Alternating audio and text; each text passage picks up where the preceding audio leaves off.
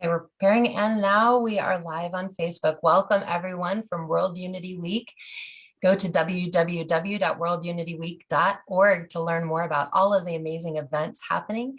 And right now I'm going to turn it over to Grandmother Mari. Hello, everyone. We are so happy to have you here as we explore this critical topic at this time. And the topic is, what defines Indigenous? What are the principles, values, governance systems, lifestyles, views, and commitments that align with Indigenous understanding? And how are the colonist values ruining our world? And how can we come back into Indigenous values? First, we will start with ceremony, and I call Sister Ava to bring in some purification. Creator, grandmothers, grandfathers, this is your granddaughter Wambadi Tawia speaking, welcoming all here now from the four directions into this sacred circle. We cleanse and purify ourselves in a good way with the clearing power of the cedar medicine and the gentleness of the sage. As the earth and fire join each other and transmute themselves, invite these healing medicines to completely wash over your body, mind, and spirit, bathing every thought, word, and deed brought into the sacred space and beyond as we explore the deep topics at hand. Visualize this feather brushing away everything and clearing off anything heavy and outmoded that you've carried with you and that you no longer need to or wish to hold on to. Release it all, bless it all in a kind and gentle way. Purifying all the sacred objects that we work with during this circle, honoring them with care and respect as they are alive with spirit. May you all feel lighter, brighter, and clear to communicate in this purified sacred circle of intention and creation. All my relations. Thank you, Ava. That was beautiful. We start with a prayer. This is in Gaelic. Tu druina al spirit du husent, agasi gusant, niert, agasi niert, tishint, agasi dishint, ulus, agasin ulus, ulus and kiert, agas in ulus and kiert angrahe, agas in grapwe, angrado na buher far. Agus an grado no boher fa, an grada olo spirit, agus grach mahas awaning lesh.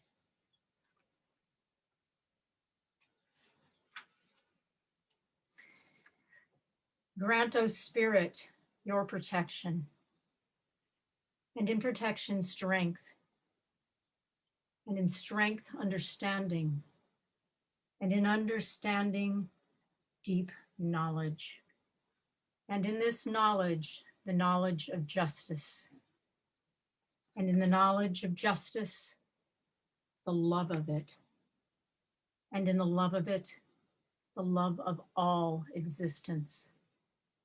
And in the love of all existence, the love of the divine, the Great Spirit, and of all goodness.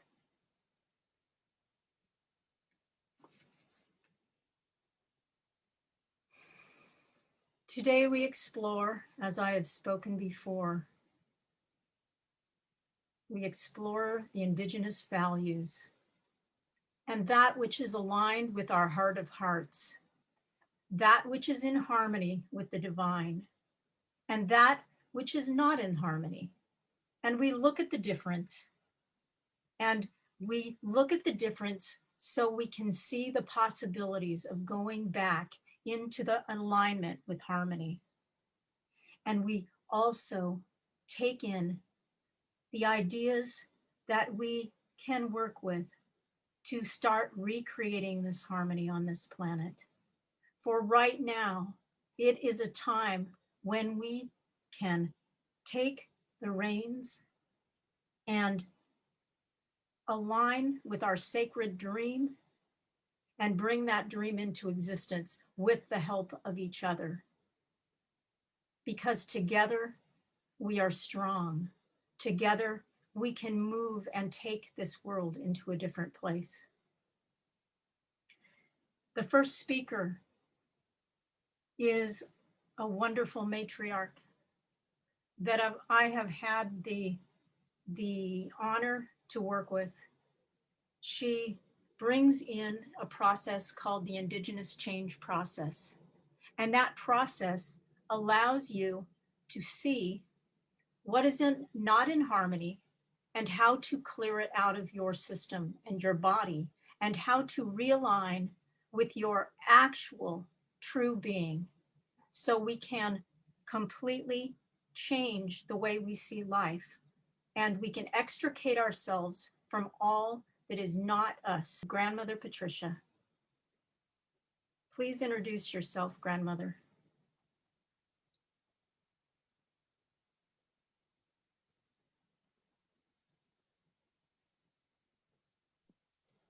You're on mute. Grandma, you're on mute. There you go. Thank you for this precious time, and thank you for this topic. Also, thank you for this beautiful teamwork.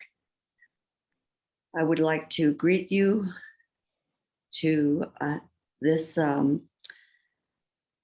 sacred treasure knowledge, and welcome you from my heart to your heart, a heart-to-heart hug, and from my fireplace to your fireplace, the hearth of your home. She, Ya, Patricia Ann Davis, and Shia, Mississippi Band of Choctaw and Shle, Kachi ni Bashal Chain, Chata, the Ne Ada Shache, Kia Ani Ada Shanala, although the yin the Ne Biaja and Shle, do ni hitle.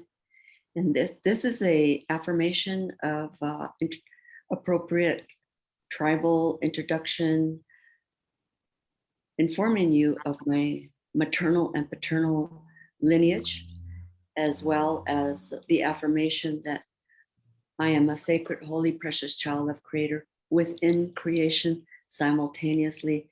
And then so is everyone else equally. I want you to hear that. And so is everyone else equally.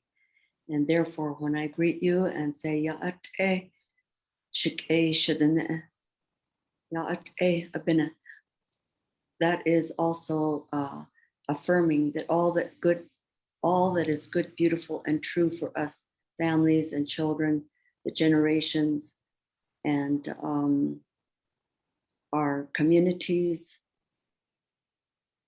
is all I speak. My family, my relatives.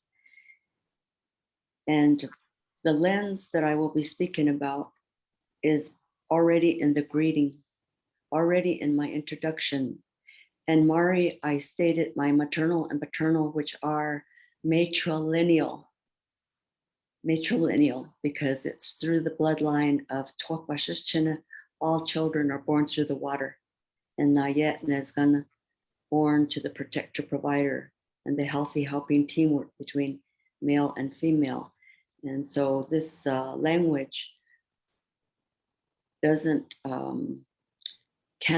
impossible to say, there's no way to say, yeah, and then say, but not you. It's impossible. And I always tell people, I love to tell people to hear and understand what I am saying, because it is the unifying principles. This language is cross-cultural, it is intergenerational, it is inclusive, and it can be translated into any language, and also the practical application as well. So the theme is unifying principles in terms of defining and the discussion around the word, quote, indigenous, because it can be a divisive word, it can be a volatile word, and I have a ceremonial name. It's not used in public, only in ceremony for me. It does convey that I have no enemies, that I'm a peacemaker, and that I also am a person who is empathetic and also compassionate. Therefore, I teach about how and why not to continue to perpetuate enemy creation, especially with the word, quote, indigenous. And so I will start with the natural order context container.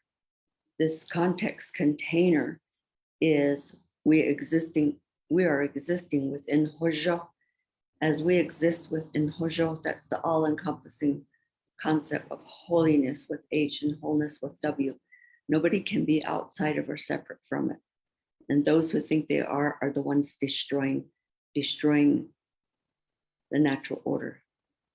And this is the fundamental basis of equality. The natural order is our very body is made of earth, 72% water, fire is temperature, and the air is the creator's sacred breath. We're also living in between Mother Earth and Father Sky. So there's Mother Earth, oceans, lakes, streams, there's water in the environment, rain, and so on. And then there is the radiant sun. There is also the fire in the fireplace and electrical as well, the electrical fire. So the fire element, earth, water, fire, and air is our constitution. And then the air in the atmosphere, I said, was a perfect peace and love of creator. Within creation, we have this in-breath and out-breath and the balance and harmony and alignment within the natural order. And so that I am defining everything I'm saying comes from an esoteric, spiritual, ceremonial terminology and language. It's called the Nehbazad, which is the holy people's language and sacred words. That is described and also illustrated in such a way that there is no adversary and there is no enemy creation and there is no delay, because it's delay that causes us the suffering. And this natural order I'm going to describe, and then I will describe how to reframe our thinking out of the thinking system in which we have done a lot of violence and we have therefore suffered. But that's what my father gave me to do when he initiated me at age 8, undo the thinking that caused our people so much violence and so much suffering. And so in our creation story, in the prophecies and our creation story, there were 4 worlds that we travel through, and they are metaphorical in the sense that there was a mistake and we were led astray, and we had to come together in such a way that between the worlds that we would correct ourselves, correct our thinking, correct our decision making, and that I am very briefly defining. We're calling that hochon. It's win-lose and nobody wins, and that's destructive and death-producing decision and outcome, which we are experiencing right now at a very crisis level. And then our reframe is to align to our original instructions of who we are and our task upon Mother Earth and between Father Sky. That is to reframe that through we must unify and collaborate and cooperate in making win-win, constructive and life-affirming decision, and bring to fruition and manifestation these outcomes for our children and grandchildren and future generation. And so the Indigenous ceremonial change process is based on authentic ceremony, and saying them in English, it's common sense. Anyone can intuit it. It's not my model, it's the creator's ways. And we're either in harmony and balance with it or we're not. And certainly ceremony is our way. Hojonja ceremony, blessed way, to live the loving way as a way of life. The first phase is, what is out of balance? Let's name it. What is it? Is it a sickness? What is it? Is it greed? Is it war? What is it? Name it. Then we must identify the root cause. We must undo, we must make correction of the root cause. And then we must empty by making that correction. That means to sing, chant, dance, sweat, vomit, cry, talk. These are ways to get the maladaptive crystallized thought forms that keep us out of balance, out of our body and out of our aura and out of our decision making and out of our choices and our life path. And then the reframe, that's the third phase in which that we experience within us the return of our conscience and our whole brain thinking. And we have then the capacity for group consensus to design co-creative solutions. I'm not speaking, I don't use the word consciousness and perception because reality is relative, and it polarizes people into perpetual adversary and conflict and warfare. So I use the word ehozen, holy thinking, and sahakes, clear and congruent thinking. That is how we are going forward. And then I want to also speak to the word reconciliation, because a lot of people are using that term. And Mark Charles, who's half Navajo and half European American, he pointed out using the art of making distinction. He said that only if we have a common memory can we reconciliate. We must have a common memory, and the colonists and the indigenous do not have a common memory because we're in intergenerational woundedness and trauma. And so the way to come out of it is to learn how to, in terms of not being recruited into adversary and conflict and enemy creation. So that is basically my work. And I don't know if anybody's a timekeeper and can let me know my time is up, or I'm willing to stop there. You're still going. Go ahead. That's 7 minutes. Okay, speaking in a compact way, because where is the how-to? Who has the how-to? These phases that I described to you, they undo the historical trauma that we all experienced, in which there was invasion and genocide, and we experienced fear for survival, and there was conversion, and that was take away and replace our sacred self and our sacred place in the universe. And that we were then, what was imposed upon us, this external oppression, and we internalized it, and then we became immobilized. That's depression, believing that there's no way, and yet ceremony makes a way, always makes a way. And then we that instill that deficient self-image, instill in us shame and guilt. And then boarding school and relocation is just loss of everything, loss of culture, language, ceremonies. Our whole way of life is to remove us, a forced exile from our homeland, and then also into urban cities to support the system in such a way that there's a severe break which caused transgenerational unresolved anger, and it's used on those in proximity around us. That becomes domestic violence, and that is the cause of alcohol and other drug use.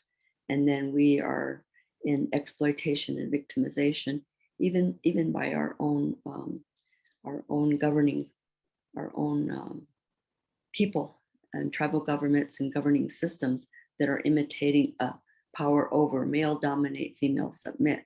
These are areas that when we use the word indigenous very, very specifically, this exploitation of land and resource and then victimization of people, the use of the word indigenous must be that we are stewarding the earth, water, fire, and air. That means we have taken care of it for generations and centuries. That means we have taken care of it. Therefore, it takes care of us in a reciprocal way, in a responsible way. And there's no healing in blame, and healing is for everyone. And in my world, there are no secrets. I've been talking about this in terms of that only if a person is taking care of the elements and steward the elements in a sacred way and taking care of oneself and stewarding the planet and making win-win and constructive and life-affirming decision and outcome, only then is that word appropriate to say that we are all ultimately, our fundamental basis of equality is that we're within the natural order context, is that we are water, fire, air, within the earth, water, fire, and air. And so that is the main point here, that we do not polarize into adversary and perpetual conflict, that we recognize this fundamental basis of equality in order to move forward, to protect and to guide our future generation. Thank you, my family, my relatives. Thank you so much, Patricia. And I want to encourage people later to really pay attention to Patricia's teachings, because it gives us a way forward, as many Indigenous people also their teachings. It gives us a way forward to really understand how we can basically become or take on the mantle of Indigenousness by stewarding, as Patricia said, the water, the land, and all the elements, and also the values, the common values of Indigenous being. And we're going to be going into those values so people can understand and start to hear about them. And we're also going to be touching on the things that would have us remove ourselves from those values. Why colonization and the way we're living right now is so out of balance. And Patricia, in the work she does, basically allows you to go through a process where you can start emptying that perpetration or perpetrator mindset. And you might not think you have it, but there are so many subtle subconscious patterns that we need to extricate ourselves from. And as you start doing these processes, you start seeing them and you start freeing yourself. It is absolutely amazing and very opening. And it also allows you to start stepping into a different being state, one of true relation. Because a lot of us will say, oh, I'm one with everything. But do you feel that? Do you feel that energetically in your being? Do you see from eyes of being one? Do you feel that reciprocity with your brother and sister? Do you say, brother plant? I mean, do you feel or is it more they're here for us to use? Or are we truly in relationship with those plants? Are we in true relationship with the world? So thank you so much, Patricia. I know that you have things that you have to do later. So I know you'll stay as long as you can, but I really honor you and your work. And our next speaker is Brother Chief Rueben George. And please, will you introduce yourself? Good morning, everyone.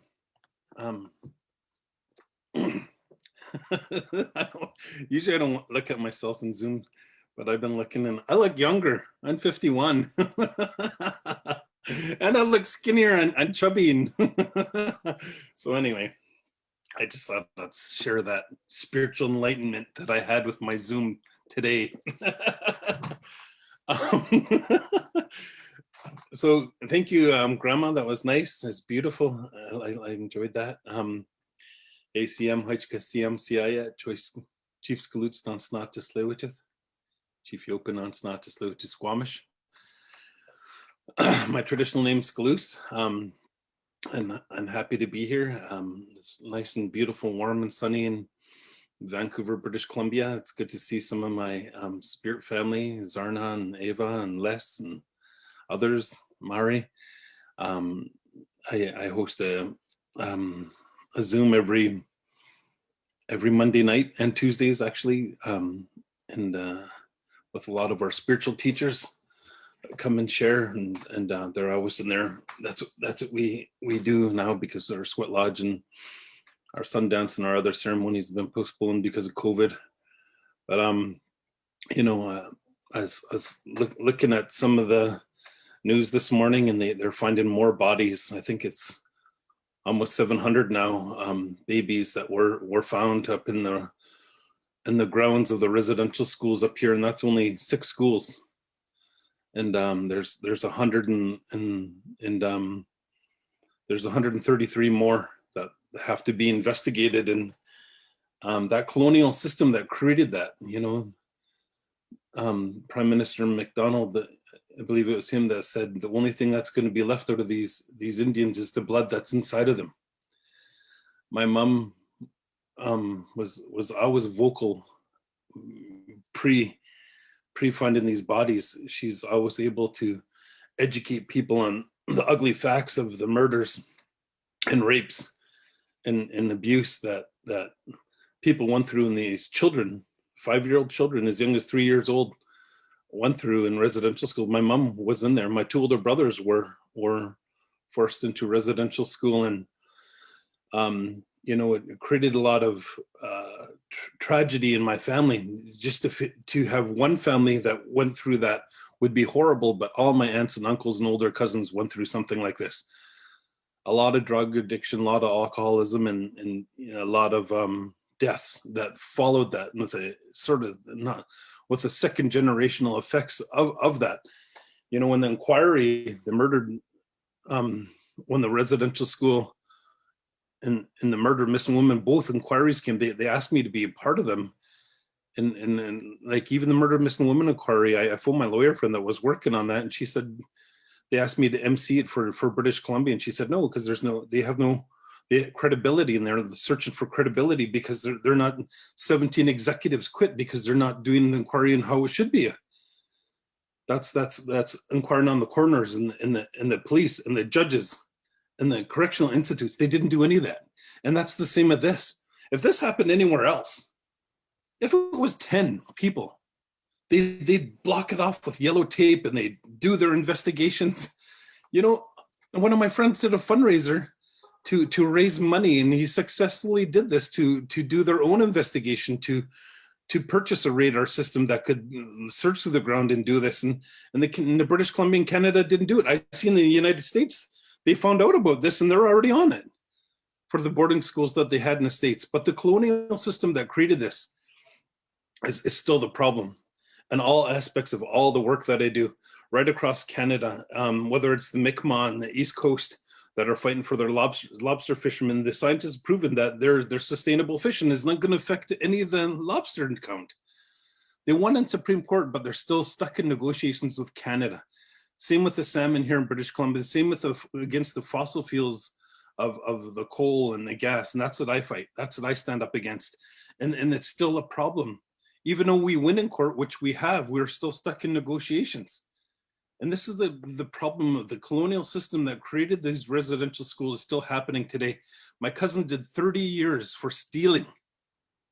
A non-native wouldn't get 5 years for killing somebody. And if it's killing a First Nation, he gets nothing. And that's the murder, missing woman inquiry again. So all these problems of this colonial system still are happening. It's still happening, and that's what I stand up against. And to Tsleil-Waututh Nation, when I was a kid, everybody drank. That story of my family, my father and my stepfather both overdosed on drugs, medicating themselves from the horrific things that they experienced in residential school. They both died. They both overdosed and died. And that's our family story, but that's the same story for First Nations right across Canada. We're only 7% of Canada's population, but we're 40% of homeless. We're 40% of the jail population. We're 50% of school dropout. It's still happening. The colonial system that was created in these residential schools is still happening here in Canada. And that's what we stand up against. But my family story is the same story for everybody First Nation across Canada. There's tragedies like this in every community, in every family, because it happened right across Canada with multiple generations for over 100 years. And so the system that we're up against, whether I'm working in the healing field, which was difficult. Now I'm working in the environmental field and they make it difficult. Even when we win, we don't even need to negotiate. We did a 1,200-page assessment, a spill analysis, a clean analysis, economic study, and air quality study to stop this pipeline, all based on Tsleil-Waututh Nation law, our law of truth, health, family, and culture. That's our law, Coast Salish law, truth, family, health, and culture. Then you add the fundamentals of any religious and spiritual belief, love, honor, respect, and all those good things that are the teachings of humanity. That's our law. And we created this and we won in court with it. And then the second time they said, we caught Canada copying our evidence, agreeing with our evidence, and they didn't even look at that evidence. They said your spilled discrepancies are so far apart. You know, it looks like to Tsleil-Waututh, you're right, and looks like Canada's wrong, but we're still gonna side with the best interest of Canada. This colonial system is still broken and has to be fixed, and we're fixing it. We're fixing it. The tool behind what we do, like when I was a kid, everybody drank. 99% of the people drank in my community that were adults. When the first ceremony came back over 30 years ago, 80% quit, and we still are around that. We only had 2 people working for our band office when my uncle Len became chief 30 years ago. That was a secretary and himself, the chief. Now at one point we had 0 unemployment. You know, in our traditional territory, you needed to Tsleil-Waututh Nation permit to build anywhere in Vancouver. You need a permit. We do our own environmental assessment. We do our own analysis of the land, a historical study. We do our own digs to see if there's remains. If there is, we don't let them build. And that's what Kinder Morgan and Trans Mountain Pipeline tried to do, and they didn't get a permit. So that's how we sued them, and that's how we postponed this pipeline for 11 years now. And we'll continue to do that. We deal with over 500 referrals a year of people wanting to build in their territory. So we're forcing them to abide by our law. And our law is the foundation of any cultural and any spiritual belief. And that's how we raise our kids. I may be the face in doing public relations in the media for Tsleil-Waututh Nation, but my brothers, my sisters, my cousins, my children, my nieces, my nephews, all could do what I do. Some of you that are here that do ceremony with my family know that my brother could run ceremonies. So could my sister. So could my brother, my cousins, Gabe and Charlene and Justin, and so could all my nephews and nieces. They all could do what I do and run ceremony. And that's what we believe in. With people that didn't do ceremony, you know that we say this often: if I'm not teaching you to surpass me, then I'm failing. That's how we create community. You know, that's how we create community, and the driving force behind what we do is always our culture and spirituality. The closest thing that we have to God in our Coast Salish way is our sacred masks. That's what we did to bless the work that we're doing to protect our Mother Earth. To Tsleil-Waututh Nation, that's my nation. What that means is the people around the waters of Vancouver, because the waters are our first mother.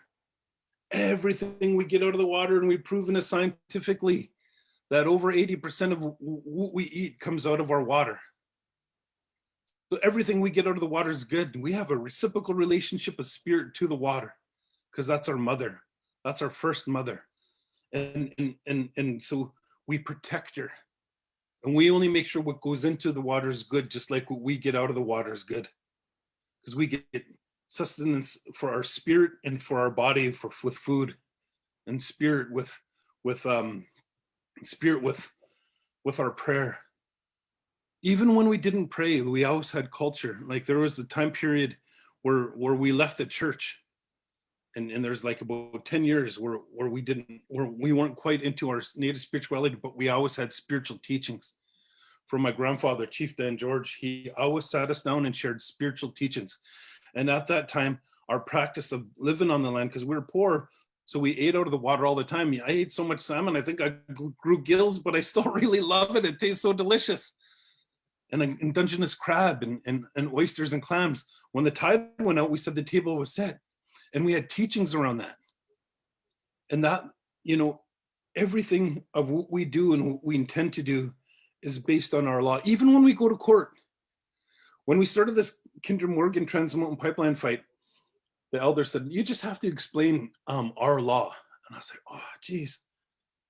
How could I explain to the Prime Minister of Canada and the Premier of BC and Alberta and the owner of the pipeline our law of spirit when they don't even understand that they carry a spirit within inside of themselves?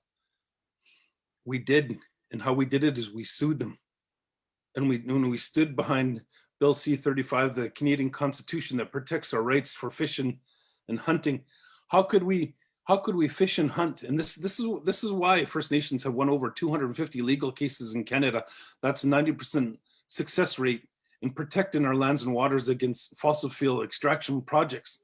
Is that the Constitution protects our Indigenous rights to hunt and to fish. And how could we hunt and fish when they're going to destroy it?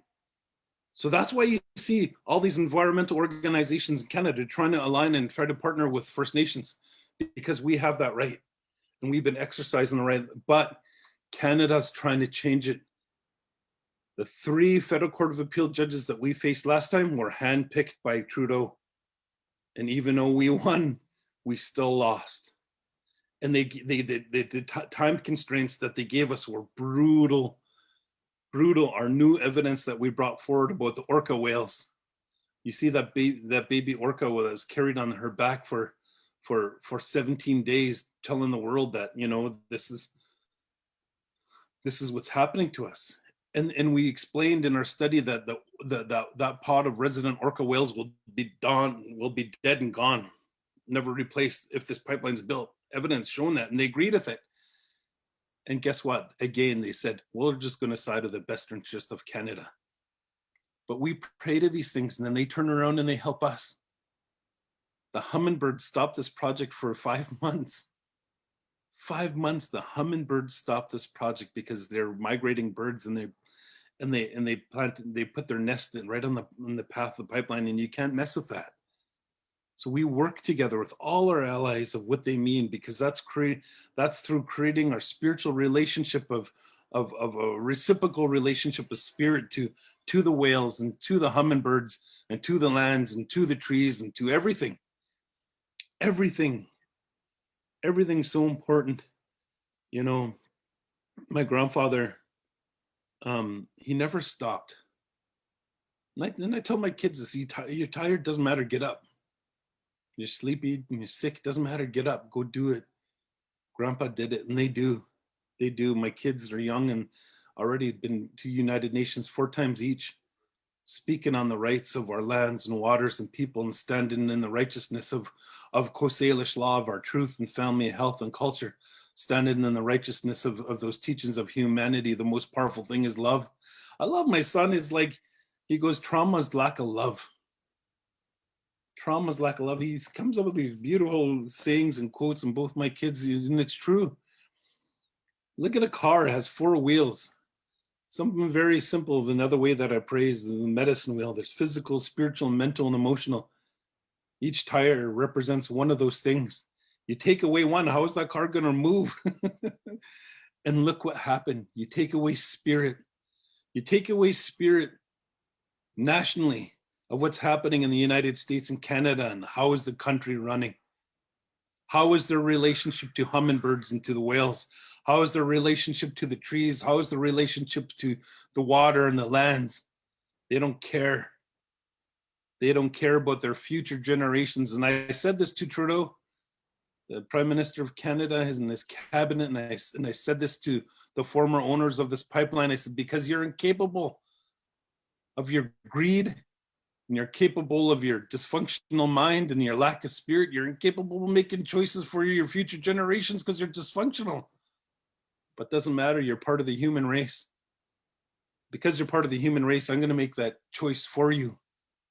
And I'm going to protect our lands, waters, and people for you and your own children and your own grandchildren. And that's what my kids say. That's what my brothers say. That's what my sisters say. That's what my nephew says. That's what Tsleil-Waututh Nation says. 100% consensus that when we started to fight this pipeline, we weren't wealthy back then. We could use that money for food, clothes, and healing, whatever. Offering us hundreds of $1 million, hundreds of million. And we said no. The little resources that we had, we fought them, and we're still winning. And I'm happy for that. I'm happy for that. You know, Canada, they talk to us now, not because they want to. The leaders of British Columbia and Canada talk to us not because they want to. It's because they have to. We created that. We protect what we love, our lands and our waters and our people. And when we spread ourselves far and wide to do that, to make sure that, you know, we're the biggest solar panel owners in the Lower Mainland of Vancouver. We have a solar panel farm. We reintroduced elk into our traditional territory that brought back grizzly bears and wolves and flowers and birds. Started completing that ecosystem. Our salmon count for our main river went down to 6,000 for the whole year. That's brutal. I used to go there, and there's like, elders say you could walk across. I could have walked across the salmon when I was a kid in my short lifetime, but it went down to 6,000. We brought it up to millions again. In 10 years, we brought it up to millions. I haven't eaten out of my inlet for 40 years since I was a little child. We harvested clam. And the second biggest port, that's where we live in North America, Vancouver, the second biggest port. First time we did a clam harvest because we've been cleaning the inlet. Little Tsleil-Waututh Nation put ourselves on the world map. And when we beat the pipeline and we sent Kinder Morgan away, we still got to deal with Canada now because they bought it. But I remember what they said. They said, you won this David and Goliath fight. How do you feel? I said, that's right. I said, Kinder Morgan was too puny to stand up to the spirit of the Tsleil-Waututh people. And it doesn't matter what we're in. And I'm going to finish with this, Murray. We put spill analysis, clean analysis, economic studies, and all this into one project. A lot of resources, but now we want to do that for everything across the board in our governance of Tsleil-Waututh Nation. Whether it's economic development, whether it's housing, whether it's social assistance and education and culture and language and spirituality, we want to make sure that we dictate our law. And guess what? We'll have a legal document. And in education, it's degrading. I tell you, it's degrading when kids start learning social studies, Native kids in school, their grades are going down. It's a fact because it's degrading. Hunter and gatherer. The democracy that they vote by was based on First Nations. 80% of the world's food comes from the Americas. That's history. And that's what we have to instill in our kids. So when they're in our territory teaching education, we'll say, abide by our law. In our territory, or we'll sue you. And that's what we did. And that's what we want to do. We want to create change, and we've been creating change. And it started with one. It all started with one. My grandpa, my Uncle N, then my aunties and uncles. This Kinder Morgan fight, transmont, just started with me. And now the world knows. And now we have others in my family doing the same amazing work and kicking butt and making changes and create changes. And it all starts with prayer. Ava, Zarna, others that are in here. Olivia, I saw you jump in. Les.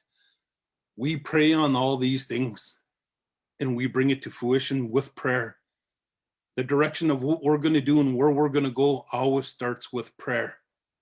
I incorporate these values of what we're talking about in here today into everything I do. I consult in business now, which is really weird. but I have to because I want to go where I want, when I want, how I want, work with who I want, and not have money be an issue. And same with all my friends that are doing it with me. We want to create change, and we need resources to be economically sovereign as well. So thank you very much. I love you all. Blessings to you all. And I'm sorry I won't be able to stay as long. I'm double booked this afternoon. I get my COVID shot, then I have a couple more meetings, but I'm going to stay as long as I can. And blessings, love you all, and I'll listen as long as I can. Have a blessed day, and you all look beautiful too. Thank you, Rueben. Always dynamic. It is just such an honor to hear you, and also to be reminded that we need to take this opportunity to find out what true law is, because that true law will bring us into harmony and balance, and to walk into the world and basically caretake. What is caretaking the environment? It's not just sitting there and looking around and saying, I wish so-and-so would do something. It's educating the people of about the true law. It's finding out these things and then actually standing when one needs to stand. Because would you have someone kill your child, or would you have someone knock down the whole world? So thank you so much, Rueben. And the best interest of Canada, what does that mean? Is it the best interest of the people? Is it the best interest of the planet? Or is it just a few stockholders that have an agenda? In Celtic ways, if there was a leader and they were not beholden to the land and the people, they were taken out. And our system that is based on the Iroquois nations does not have a grandmother council at the top. And because the grandmother council was allowed to take the leaders out. And they were also praying to spirit and make sure that spirit wanted all the decisions to be made. Not going off of somebody gives somebody money and all these little deals happen for one person. They think they're benefiting, but they're not benefiting. And why are they not benefiting? Because they're destroying themselves. When you destroy things outside of you, you're destroying everything. So I would like to pass the speaking to Ukumbwa Sauti. Welcome, brother. Please introduce yourself. Yes, thank you so much. And Chief George, you're going to do it again to me because you broke me open when you spoke a little earlier. And I just have to say I'm initiated elder in the Dagra tradition. I'm in the water clan. So my water flow comes pretty easily, but it comes when profound things happen or when spirit visits me. So I thank you for your sharing. I thank grandmother for her sharing. So if you hear my voice crack, it's because spirit is with me, spirit is with us. And I thank you for saying what you said about the children and what responsibility we have to them. So some of the things that I'm going to say a little bit later will maybe talk more directly to that, but I need to say first and foremost, again, my name is Ukumbwa Sauti, and I was born in Lenape-Hoking, so-called New Jersey, now in Massachusetts, Wampanoag, Nipmuc, Pequot lands, what is known as Massachusetts here in the United States of American settler colony. I am the son of Marshall Simpson and Jean Patricia, with known ancestral histories through Roanoke, Virginia, and North Carolina ancestral home. My ancestral home is Africa. I know that's where my home is. I'm an initiated elder again in the Dagra tradition of West Africa. Though Christian European colonialism is a current context of my existence, African culture and spiritual practice are how I walk through the world, how I see and process and relate. There are many Africans like me on Turtle Island and around the world, so many seeking and finding ways back home, spiritually, ideologically, culturally, and politically. We know and feel at our core the truth of our ancestors as indigenous people displaced, brutally and horrifically. That indigeny is a necessary guiding force in our lifeways and our liberation. I am not indigenous here on Turtle Island, though many of us, commonly called Black indigenous, share both heritages through varied paths. Some others citing and asserting African presence across the globe based on African and non-African scholarship and the narratives, say, of Louis B. Leakey and others concerning the African genesis of humanity. I operate, though, with the understanding that a people's creation stories are primary. These oral and sometimes written stories, these texts, that they are some of the most powerful narratives that guide indigenous and human life on Earth. That spark of voon, of cultural fire, that grounding in relationality with Timbalu, with Mother Earth, that is the foundational dynamic for indigenous people across the global village. A necessary part of decolonization is an acknowledgement and repair, revitalization of our relationship with land, the elements, and other spiritual entities and embodied, all that have guided lifeways and politics of integrative growth and sustained relationship with humanity and all that is. Indigenous sovereignty, autonomy, and interdependence is fundamental to the past, presence, and the future of humanity, the earth, and all that is. Our sacred earth needs our cultural and spiritual diversity as much as it needs biodiversity, pointing to the serious dangers that Christian European colonialism and anti-cultural genocide represent and bring into being. One of the elements that all too many of us leave out of the discussion and work around decolonization is the embedded nature of Christianity, cultural, of what I call predatory Christianity, cultural genocide, and religious monoculture. Again, I say that this religious monoculture is as dangerous as agricultural monoculture. We know that every forest represents to us a panoply, if you will, a great diversity of different kinds of even tree life, of vegetative life. We know that that's how the universe works. We know that's how the earth works and is fed. And why isn't that? Why is it that there are forces that seek to create religious monoculture on the earth? They say it boldly and brashly in our faces. But our struggle is to hold our traditions, hold our indigenous traditions. One of the things that I always say is that indigenous lifeways are the longest running intergenerational peer-reviewed systems of data, knowledge, knowing, and lifeways ever. There is nothing that comes to outshine that. And if we look at the presence of modernity, and even say the 500 years that it has been most odious on the planet, and longer, the modern world represents if all of human life was one day, modernity represents the last minute. The last minute. And so much of modern culture is placing so much importance on that last minute. Without those other 23 hours and 59 minutes, that's a mistake. That's a crime. It's a crime against humanity. It's a crime against the earth herself. My ancestors won't let me stay quiet on this. You know, and when I talk about this, I always feel them. They always push me. Sometimes I don't want to say things online or in front of people, but they're like, if you don't say this, you know, you're gonna have to deal with us. You know, so, you know, we need to look at this concept of religious monoculture. And I always go back to the destruction of European indigeny. You know, how the Roman Catholic Church, and I spell that Roamin, because their whole plan was to roam the earth and to create religious monoculture. But it destroyed so much of the beauty of Europe, even though we know the Sami people and others are still here fighting for their strength, fighting for their through their own agency. But that whole process of the destruction of the women's culture, the burning times in Europe, the Inquisitions were key and fundamental before Europe started to march across the earth, move across the oceans.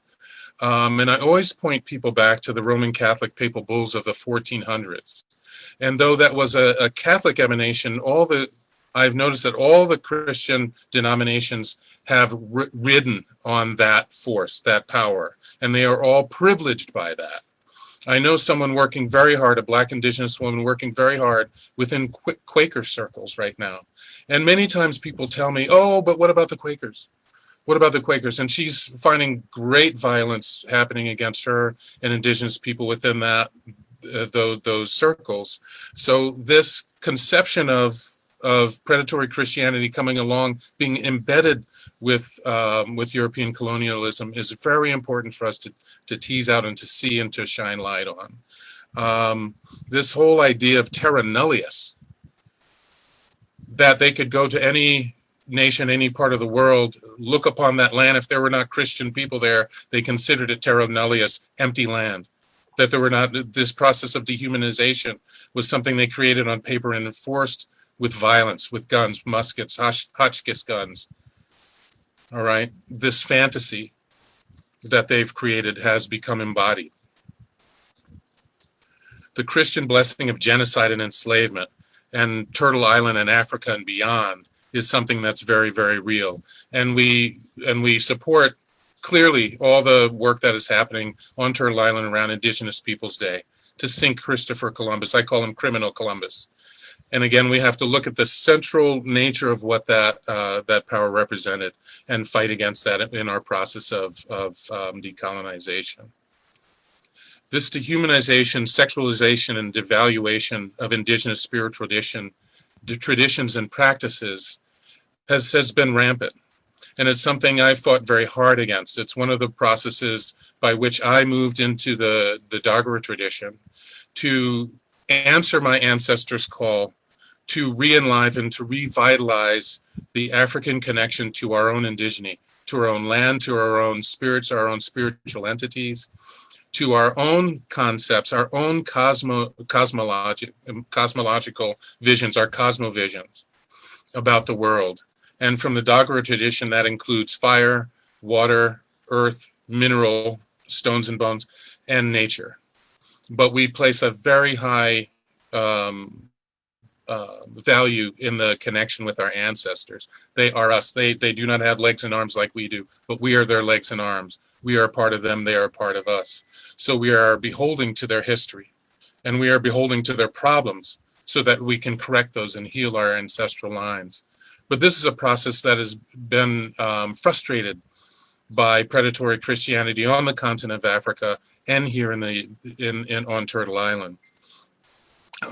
One of the things that I've experienced was I was at a cultural survival bazaar one time, and I saw a gentleman who had on his table, one of the vendors, he had a statue. To me, it looked like a statue, a head, and but he called it a mask of the Sakata people of the Congo.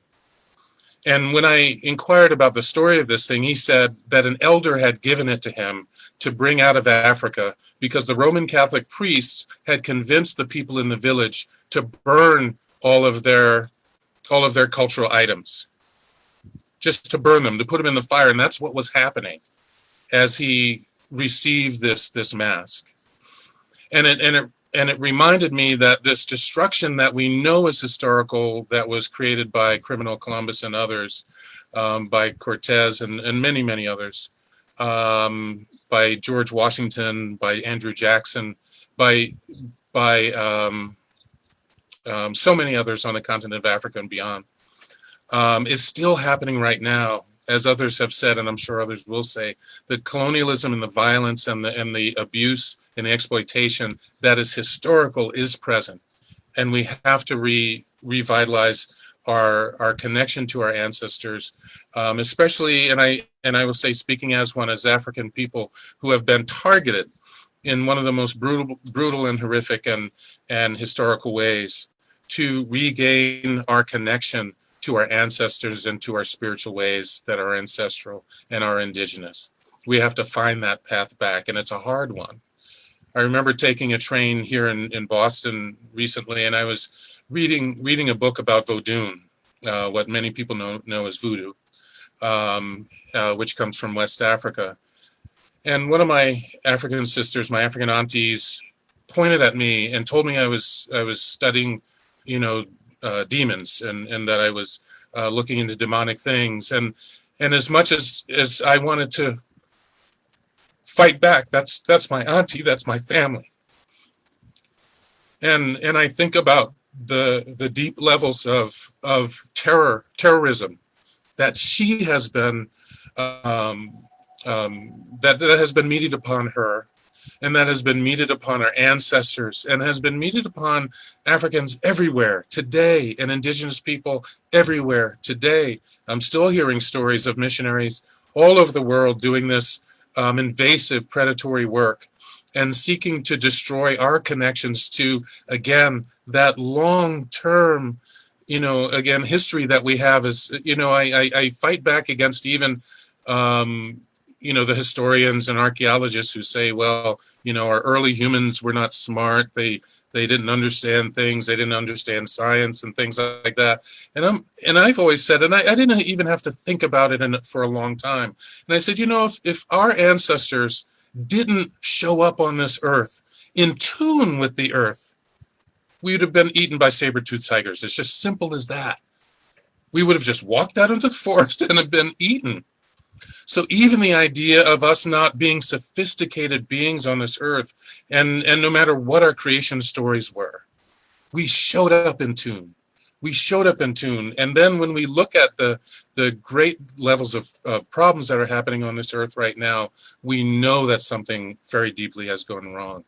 And that we know that the predatory Christianity has been a part of that, as it seeks to push forward this concept of religious monoculture on us. And we can't live with that. It's in that context that we are fighting this fight against climate change, and to bring balance not only to our earth, but inside of ourselves, to our communities, to the relationships between our communities. And I tell you, I feel such promise in the collection of people that are here right now, and I haven't even heard your voices. And I hope I'm not taking too much time, because I want to hear your voices. And we need to have more situations like this right now, where we do hear our voices, and we do acknowledge our humanity, and we do acknowledge our indigenous rootings in the places from which we come, even if we're not there right now. And I just want to say again that as we think about all the children's bodies that are being unearthed at Kamloops or at Carlisle, we know, and we acknowledge that. We know that this has happened to African children. We know there are mission schools in Africa. We know they do this everywhere. I know a really powerful sister who was fighting Pope Frank's canonization of the inquisitor and slaveholder Junipero Serra, and how she was sidelined in that discussion.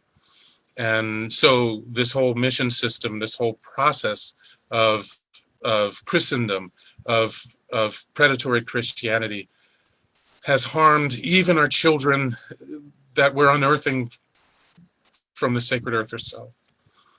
And just recently, again, some of the most profound things in my life have been triggered by eye contact with children. They have changed my life. They have made me more aware of what I need to be doing here. And hopefully we can create, we are in the process of creating a world in which we know that our children will live in a better world, a safer world, a more empowered world, a more integrative world, in which our deep ancestral traditions are what guide us and protect us, and what help us to be part of an enlivened and compassionate global village. And thank you, Mari. And one last thing, I always talk to people about the party that we're going to have when we decolonize. And we may not be here for that party, but let's show them how to party. Let's show them what the context of that party is, so we can look down upon them as ancestors, or up at them as ancestors, and say, yeah, we're at that party. And I wish that for all of us and for all our children. I see them, and I know they see us. Thank you for your time. Thank you for allowing me to be Water Clan in front of you, and for holding me in the safe space. I thank you. Asante to the ancestors. Asante Wakale. Thank you, Mari, and thank you, all of you. Thank you so much. That was beautiful.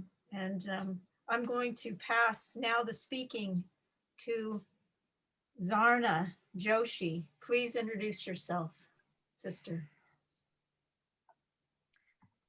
Thank you so much.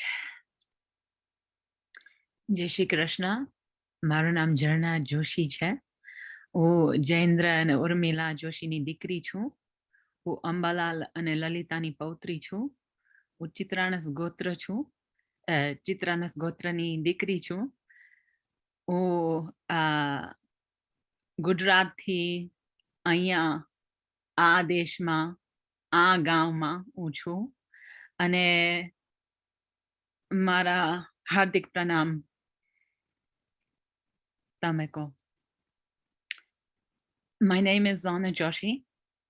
I am speaking to you here from Seattle, which is Duwamish territory and Coast Salish territory. So speaking to you from the known by the colonizer name of Seattle, which is a corruption of Chief Sial's name. I am the daughter of Jendra and Urmila Joshi.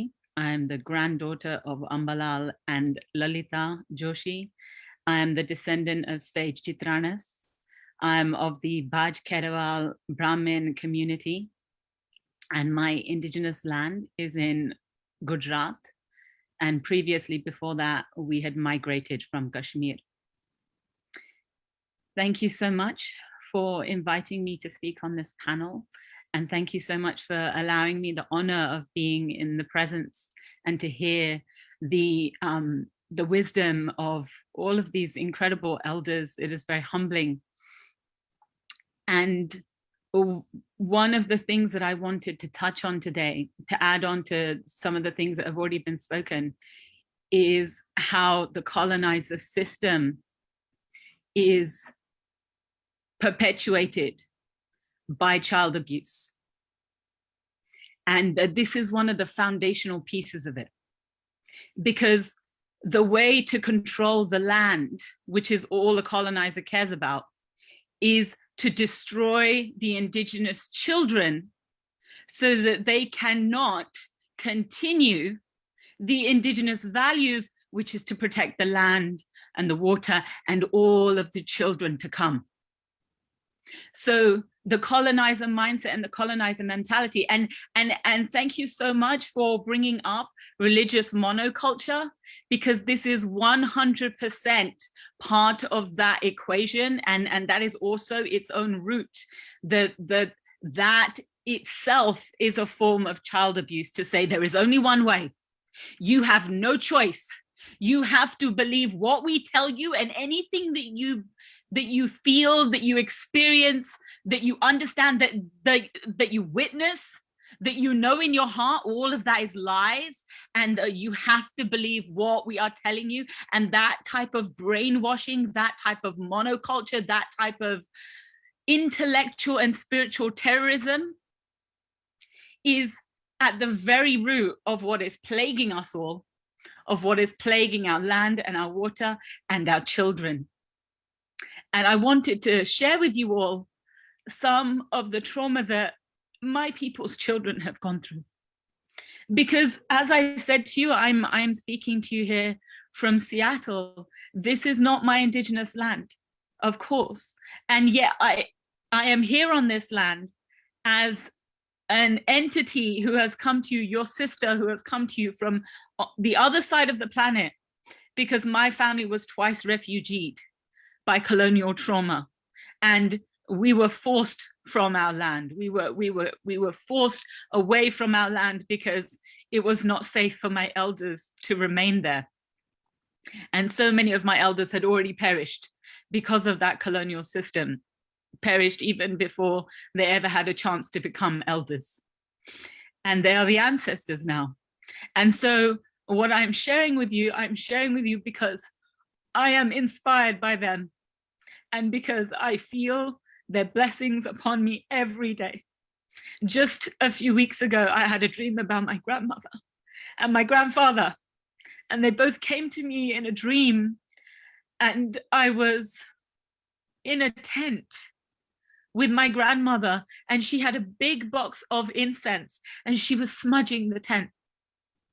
She had this box and the incense was lit and she was using it to smudge the tent. And then my grandfather came, and my grandfather didn't enter the tent, but he also had incense, and he added that incense into the box. And my grandmother checked that it was the right incense. And then she continued to smudge the tent. And it was only when I woke up that I realized she was smudging around me. She was smudging around me, and I felt the love of my ancestors' protection in that moment. I felt the love of their wisdom and of their kindness and of their compassion, because this work is so difficult. It's so difficult, and yet we know we must. We know we must because we are accountable to our ancestors, and we must because we are accountable to our children and all the children to come. So I wish to share with you some of the trauma that happened to my people's children. Many people do not know this. The things I'm about to share with you, many people do not know this. I'm actually going to release publicly a presentation that I've spent 4 years making on 1,000 years of Hindu colonial trauma. And I'm releasing that, spirit willing, creator willing, on July 24th worldwide. But 1,000 years. Many people do not know this, because in the West we talk about 500 years, because that is when the white religious monoculture colonizers came to this land. But the religious white monoculture colonizers came to my land 1,000 years ago. And even the religious monoculture white men who came to this land, they were looking for my land. They were looking for India. And even though Christopher Columbus didn't find it, Vasco da Gama found it in 1498. 1498, Vasco da Gama managed to travel around Africa, the southern tip of Africa, and then he came up the Indian Ocean and the Arabian Sea, and he came to India. And so they found us that way, but that wasn't the beginning of it. The beginning of it was 1,000 years ago. And what they did was a genocide on such a scale that the historian Will Durant called it the bloodiest story in history. The bloodiest story in history. That's what he called it. And they brought slavery to my people. There had never been slavery before in our land. And they brought slavery.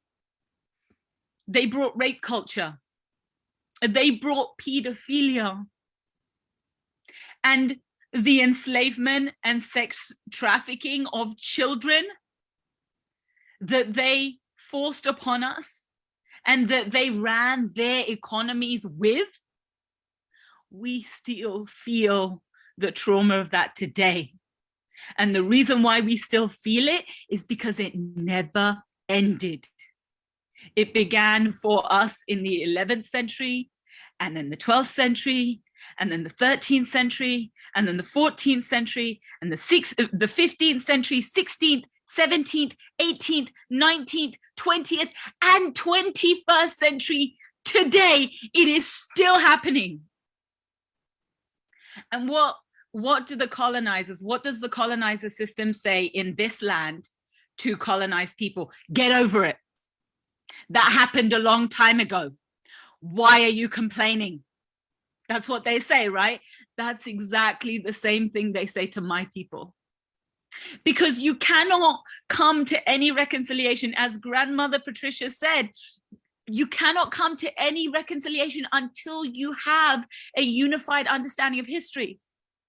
And when you're gaslit and you're told that your trauma didn't happen, or you're told, oh, that was a long time ago, no one cares anymore. How can we not care when it's still happening? How can we not care when we still feel the trauma and the violence upon our bodies, upon our minds, upon our hearts, upon our spirits? when our children are taken away from their spiritual wisdom, from their indigenous wisdom that connects them to the land and the water. Do you know why the Hindu Kush Mountains are called the Hindu Kush Mountains? In Afghanistan, there's a mountain range, a Himalayan mountain range called the Hindu Kush.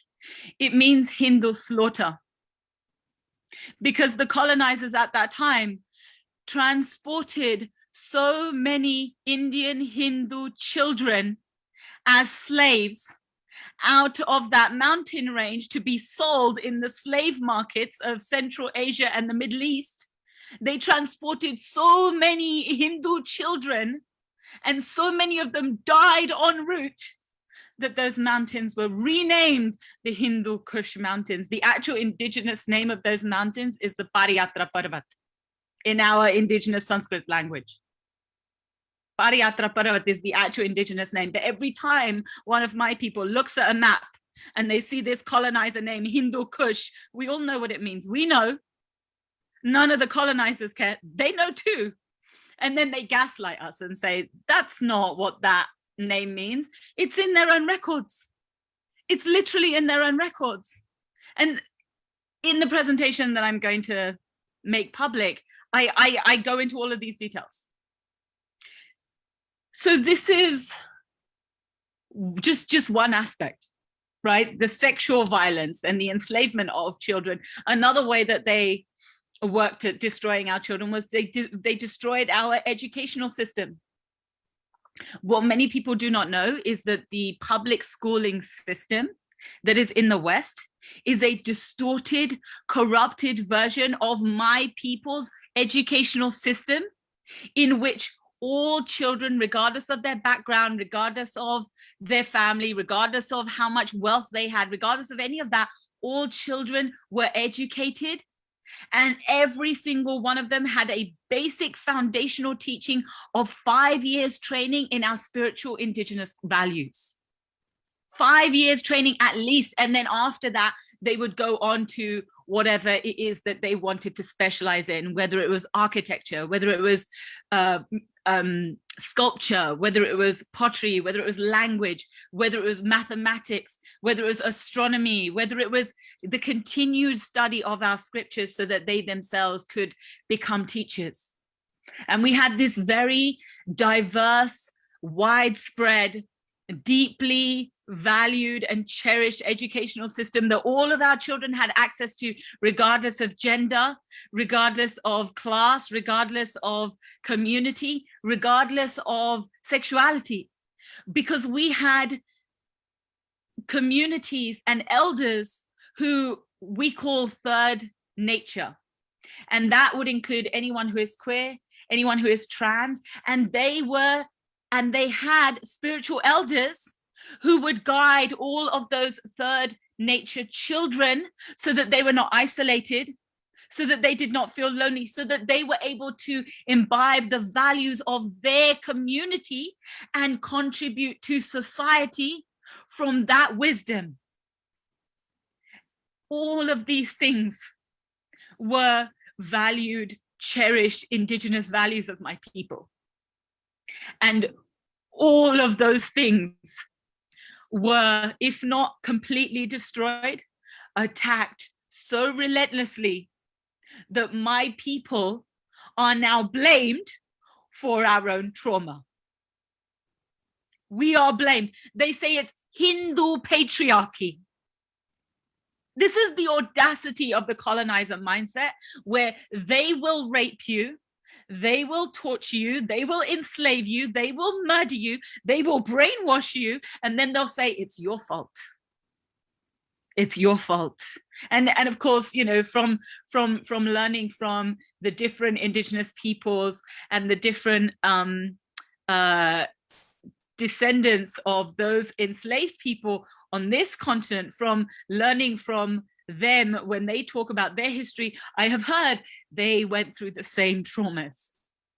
They went through the same traumas, and those same ways of gaslighting, of mental abuse that are inflicted upon all of our peoples all over the world because of this religious monoculture, because of this colonizer rape culture, this colonizer patriarchy, that everywhere they go, they force on everyone, and they use religion as their cultural brainwashing tool to spread it.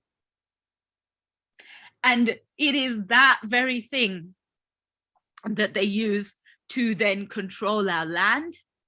And in controlling our land, they can exploit the water, they can exploit the land, they can exploit the forest, they can exploit the minerals and all of the things within Mother Earth that she protects, that she safeguards, who we as Indigenous stewards of that land, who worship Mother Earth, my people worship this earth as our mother.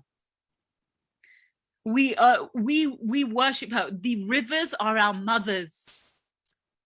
And when we die and our children cremate our bodies, our ashes are taken to sacred river Ganga, Mother Ganga, and given back to her. Because we come from her and we go back to her. And when we go back to her, we then rejuvenate the whole world again.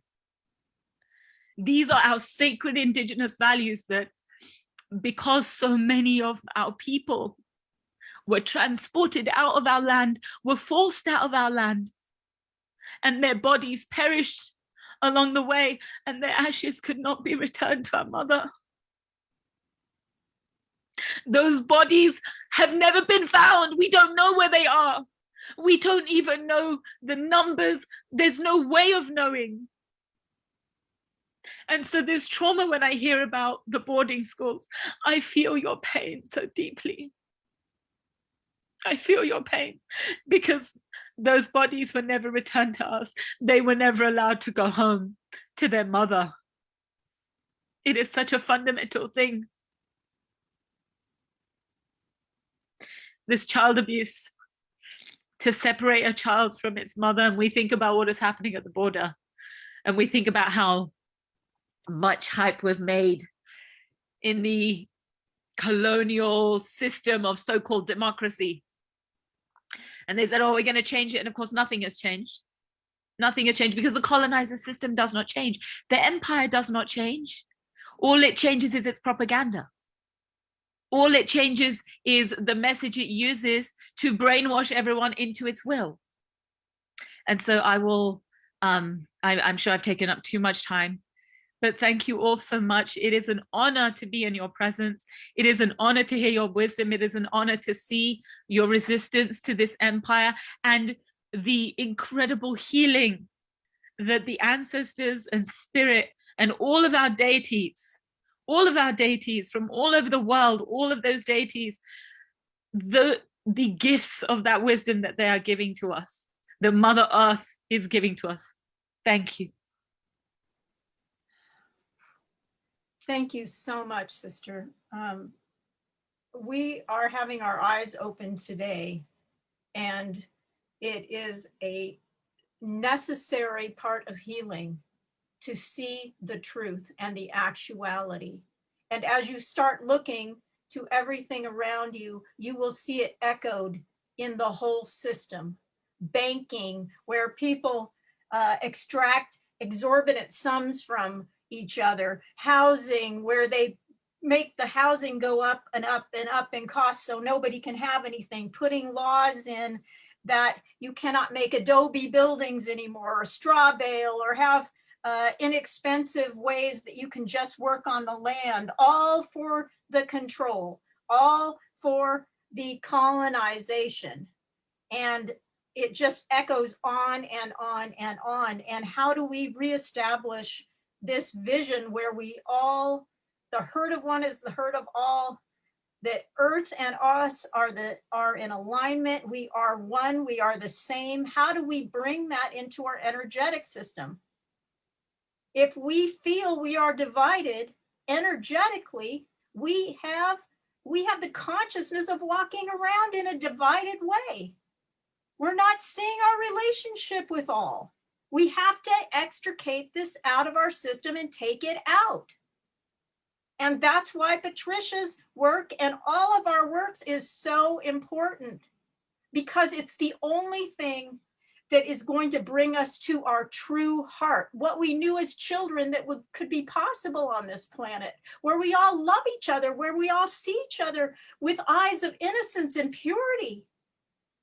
And we all are for each other. So not one person is falling down the tubes and everybody's going, oh, see you later.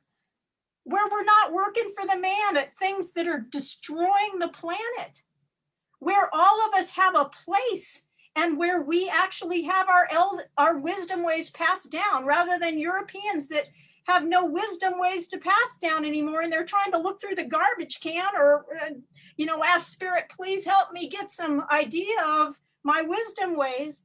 And so we go looking to other nationalities and things to help us.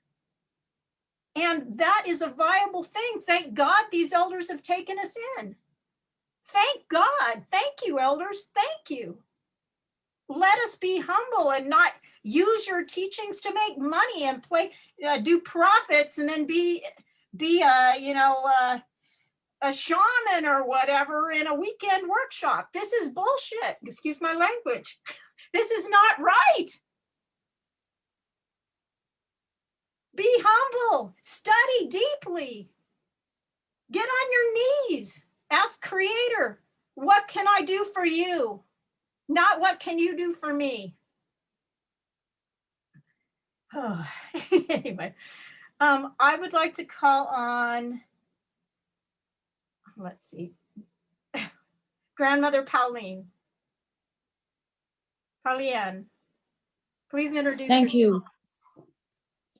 you. Grateful to be here. First of all, I would like to introduce myself. Oh gosh, I'm so confused. I'm so touched. I just take a breath. My name is Pauline Elizabeth Fall, nickname Lise or Lisa. I'm married to my husband, which is called Rossi, who has Italian roots. I'm daughter of Napi, Fall, and Amina City. And I live in the Netherlands, in southwest, in the province Noord-Brabant, in my city, Tilburg. But I was raised in much more south province, Limburg. And therefore, when I lived there, my watershed was the Maas, which I still feel very connected with. And I'm also a member of the board of the Grandmother Circle of the Lowlands, which is one of the circles in our country, in the Netherlands. We are a land of water. We live below sea level. So actually, everybody who lives here is a child of water. But I wish I could go more into this. Many things have been said already, and I want to reflect on the issue refugees. They are wandering all over the world. I looked it up again, and it was about 2 years ago. There was a report, and they tried to count how many people are wandering around the world to survive, victims of war or anything which can happen in life. And it was over 50 million people wandering around the world. I would bring it into relationship with the colonial way of thinking versus the values of the indigenous way of thinking and living. Many things have been already expressed and said to my former speakers. And what I found out, that the great world former empires in the West, European continent, when they look back to their colonial possession, they always look in a nostalgia way. And in a way, I really got confused, because my ancestral line from my mother's side is Indonesia. And I left Indonesia in 1957 by force because the Indonesian land was before for 300 years a colonial possession from the Netherlands, a very small country having a very huge archipelago of 15,000 islands. I was born in south of Celebes in Makassar, and my ancestral roots from my mother's side is Bugis. And the one thing she learned me here in this cold, small, what we call frog country, was some indigenous wisdom. And therefore, I also was connected with my ancestral lineage. Living in this country and having this influence of my mother, also feeling in my daily life as a child and young person, and the whole part of my family, we were confronted with the colonial way of behavior, which was very brutal. And that influenced me to get interested in people in generally, and especially in trying to communicate with people. Therefore, when I was about 34 years old, I was looking for a new job, and I was interested in immigration and refugees and so on, but just in general, not without any purpose, but just something in me said that you have to be in that field. I thought later on I was guided by my ancestral lineages. And so I wrote a letter to the Ministry of Inner Affairs, just asked for some information. How are you going to deal with all these refugees coming to the country? At that time, there were many people coming from, I think, from South America, Peruvian people. They were just little in amount. And the biggest amount of people who were coming, they were coming from Asia. They were coming from Sri Lanka, Tamils. And later on, Vietnamese people came. And at the same time, when I was waiting for an answer of the Ministry of Inner Affairs, I was watching television, and there was a documentary of the first big reception starting in the country for asylum seekers. And some way or another, I had to look to this documentary. And the next day, the letter arrived from the ministry. And it was really positive. And my heart was a little bit touched. They said, do you like to work in this field? We like you are very motivated. And we think you are capable to work in this field. And they said, would you send us your personal experience with people, your working experience, your education, and so on. So just without thinking, I was sending it. Many weeks later, I had a phone call from one of the directors who was already running a reception for asylum seekers. And he said, I received some personal information about you. Would you apply for a job? I said, when? Tomorrow. He said, oh my gosh, I have to prepare myself. It was wintertime, the snow was very high, and I'm a very small woman, so it came to the middle of my body, and I thought, oh my gosh, and it was freezing. And as soon as I was arriving, the first woman I saw was a woman from Somalia. And it was the first time I met a woman from Somalia. I did not even know where Somalia was. I did know because I studied geography, but not exactly. And it was challenging for me, hoping that I would get a job. I had an interview for probably 1 hour. It was the longest interview they ever had with a person. And they asked me, what was your motivation to work here? And I had to think very deeply. And many things which were said today, it was all in my mind and in my heart, I couldn't explain at that moment. I felt the hurt of my mother and my father, and I felt everything. And I said to them, please let me work here because I have something to offer.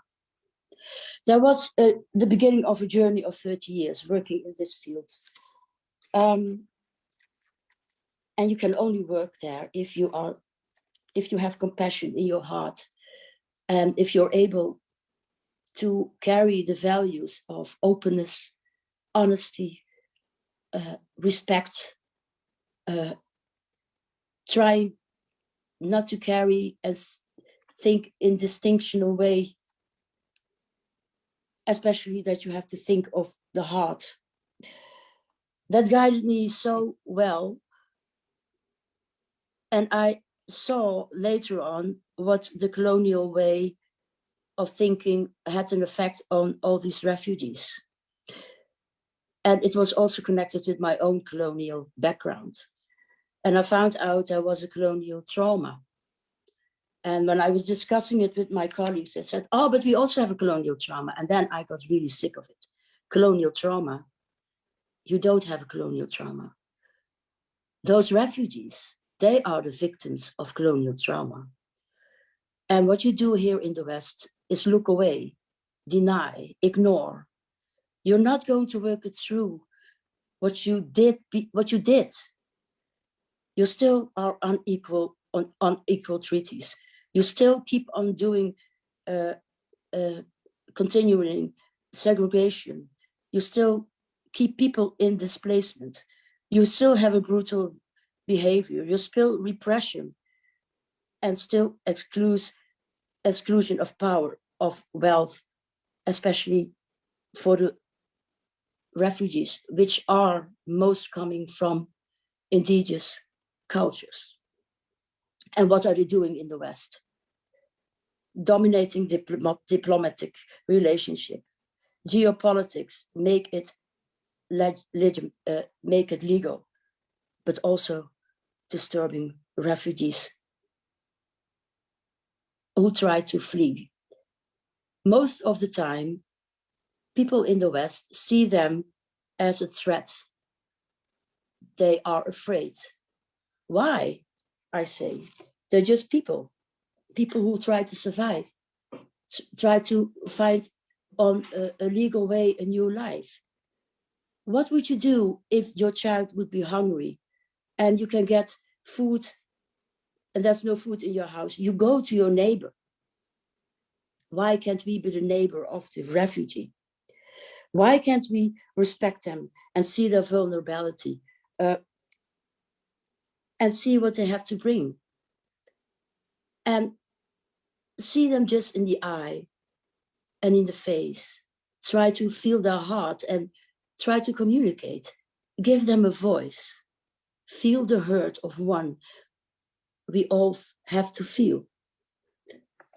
During my job, I was confronted with the alien law, which was set up in 2000, and it was made as a consequence. That's what they said, because there were too many people coming to our country, and they were working together with all the other European countries, and they built up a kind of fortress Europe. They closed the boundaries, and they made new identifications who were a refugee. And they said, you only can be a refugee of war. But there's so many other things to make you go and leave your country. They forget how difficult it is to leave the home, your tribe, your family, the culture you're in, to go so many miles away from home. Do you think it's just a pretty tourist traveling? I don't think so. And at the same time, it was based on the voices we heard in society, and still are still there in our country and in whole Europe, in all at the population. And we call it a social problem in society. And it's based on this colonial way of thinking, and it's fed by the government and some political parties. It's based on fear, mistrusting, no respect, no understanding of this person who comes not from the West. And what we do in society is we want to find out what kind of differences is there. And we think here in the West that we are industrial, that we have very, very modern, and that is above the cultures, as the not Western cultures, as we see as primitive. But are they primitive? I don't think so. Because they have another culture and other values and other philosophies, they can be valuable as well. They bring us the connection, to see the connection with all living species, with all existences, and we copy them now.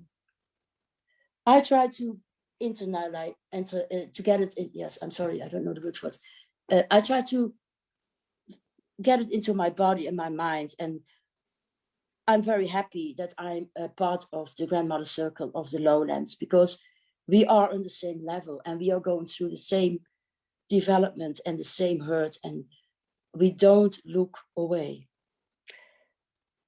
Actually,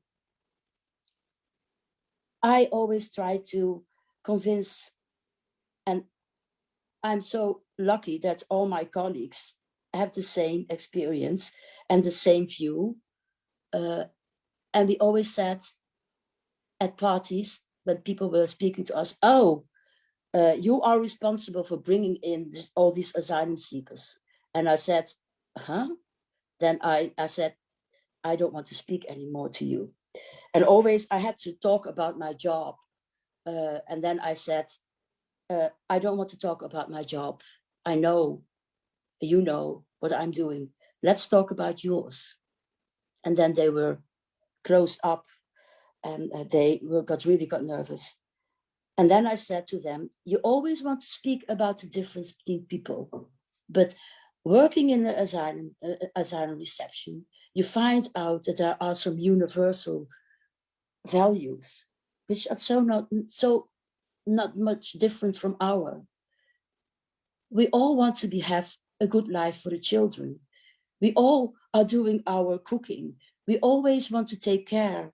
And those were the powers they were bringing into this small community.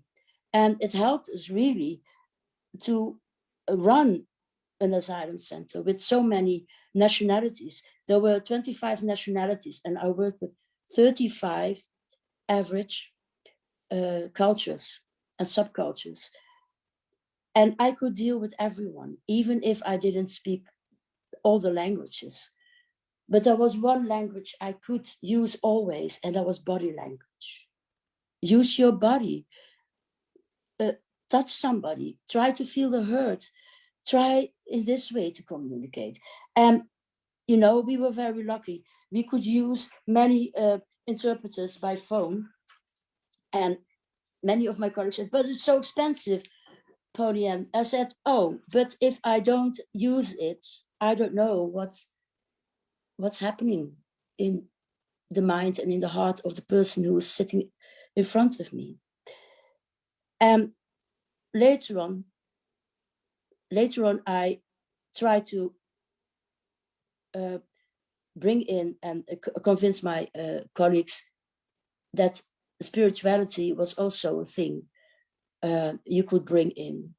And I was already happy when my colleague said to one of the people who had many problems, be calm, breathe in, breathe out. And that's the beginning, a small beginning. There's so much more I would like to have shared with you, but I feel the hurt of the former speakers. And I'm so happy and that I could just share a small thing of my experience and of my way of thinking. I'm grateful I have spoken, and I will give the feather to Marie. Thank you. Thank you. Thank you, Grandmother Pauline of Europe.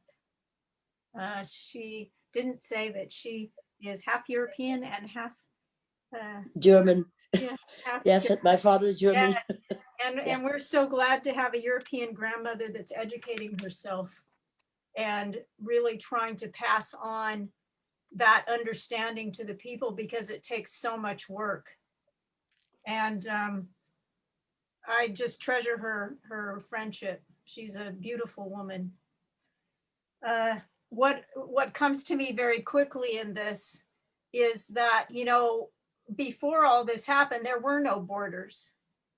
And then, as Grandmother Patricia states, words are taken and then they're changed and they're made out of context. So if somebody seizes the land and then they put a border around it, instead of saying, oh, we took it and we're putting a border around it and we're keeping you out so we can control it, they're saying, oh, we're protecting you by having a border. We're protecting you. So all the words get in the domination culture, and this is it's a spirit. It's a spirit that's implanted in us. It's like an imposter, something that's trying to take the place of what our true reality could be. And so as we look at this and how these things are perpetuated in society, how this narrative of especially something that everybody brought up, the narrative of, hey, that was then, this is now. Oh, we have your world now, but so just shut up and be quiet, and this is how it is now. So we have to live with this world now, you know. Who says we have to live with it? We are the ones that can take ownership back in balance and harmony. And we're going to be exploring that coming up a little later. So I would like to pass the speaking to Les Malbon. Les, are you there?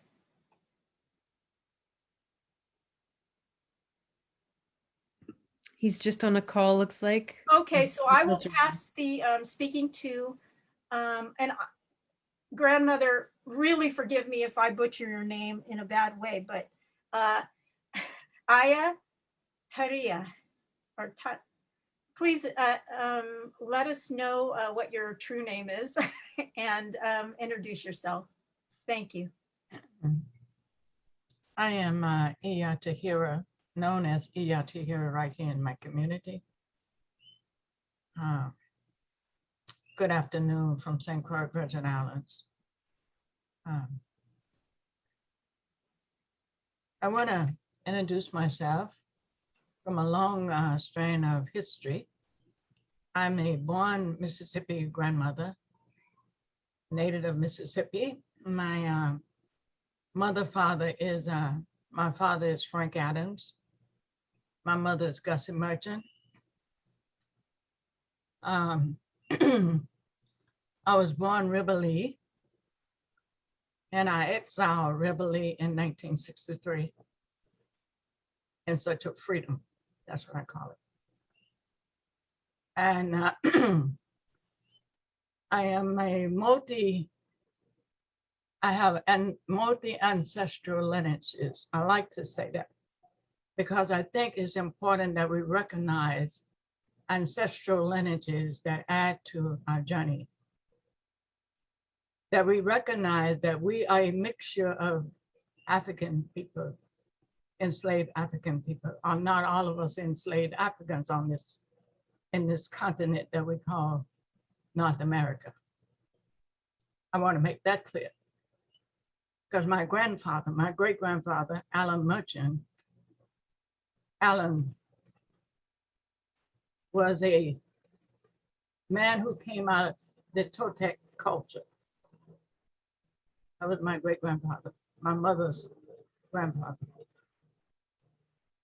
My grandfather, my great-grandfather from my grandfather, my patriotic grandfather was a white man, merchant.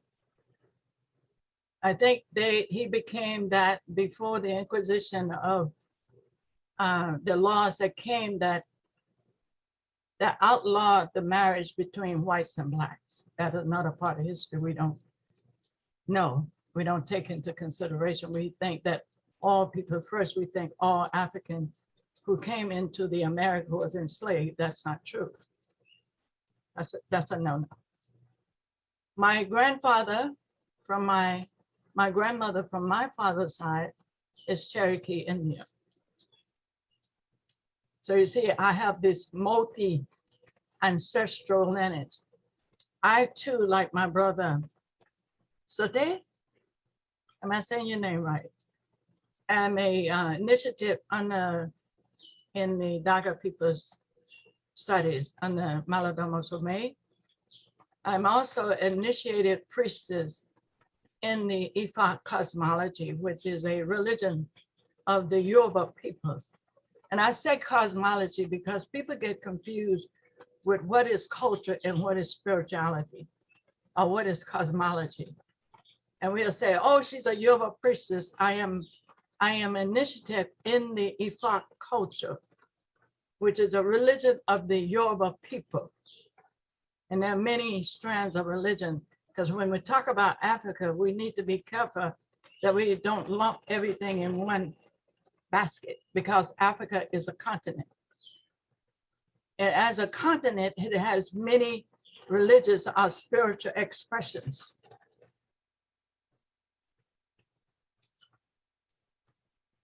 So I come out of that realm of culture, weaving. I call it confusion, because I had a great grandmother who gave me what I consider crumbs to walk with, because she told me stories about Timbuktu. She told me stories about the great battles of Hannibal. I didn't know nothing. My great grandmother telling me stories as a 6-year-old. And I'm listening to those things that she tell me. But the one thing that my great grandmother taught me, when I learned about separation, I didn't know, and this may be difficult for you to believe, I growing up in Mississippi, I didn't know that I was a nigger until I rode on a yellow bus going to high school, Clinton, Mississippi. Now I'm going into high school. Now I've grown up all of these years in Mississippi in a community that was shield me from those outrages. So when we talk about matrilineal, it was a matrilineal community in that it knew it had to protect its own. And the women knew that they had to protect the men because they was the one that it was the safest way. Now, we may not have known that in growing up. We may not have known that we was being protected. We may have seen it and took it on in some separate way of thinking that our parents did us a disharmony. That was my story. In search of my freedom. I didn't know that until I went back and I said to my great grandmother that day that I got identified as the N-word, I said, Mama, these white boys was on a bus and they was pointing at us and this is what they call us. And this is what my great grandmother said. She said, my dear, hate for hate don't get us nothing. She means you don't hate because someone else hates you. She said, see what is the world. And she said, as you grow up in this world, remember this, a heap sees, meaning a lot of people will see, a heap sees and a few people will know. But make sure that you see what's going on around you. These are the crumbs that my great grandmother gave me to walk in. My early exit was a marriage. Didn't last long, it was an exit because it probably would, if it was in real time, a real indigenous practice, it probably was my time to seek my own initiatory journey or to be on my initiatory journey. But when we are absent of those threads within a culture, it leaves us vulnerable. It leaves us with doubt. It leads us to that place where we suffer that trauma, where we take in those stimulus around us.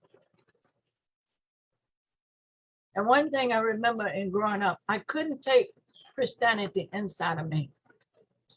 I remember 6 years of age, and they was teaching me Christianity. I couldn't understand how God could be three different entities. At 6 years of age, I wanted to know, how could that possibly be? Well, I was told that you just listen. You don't question God. Okay, I won't question God. My ancestors were so good to me because they allowed me to see at a very early age. And I couldn't, when I would ask these things that I was seeing, I was told, child, you want to keep that to yourself. And my mother convinced me by the time I was 8, I really wanted to keep these things to myself because the world would think I was crazy. I wouldn't know that I was a seer for my ancestral ways until I met Malbon. I would not know how to put it all together. I am a mineral spirit.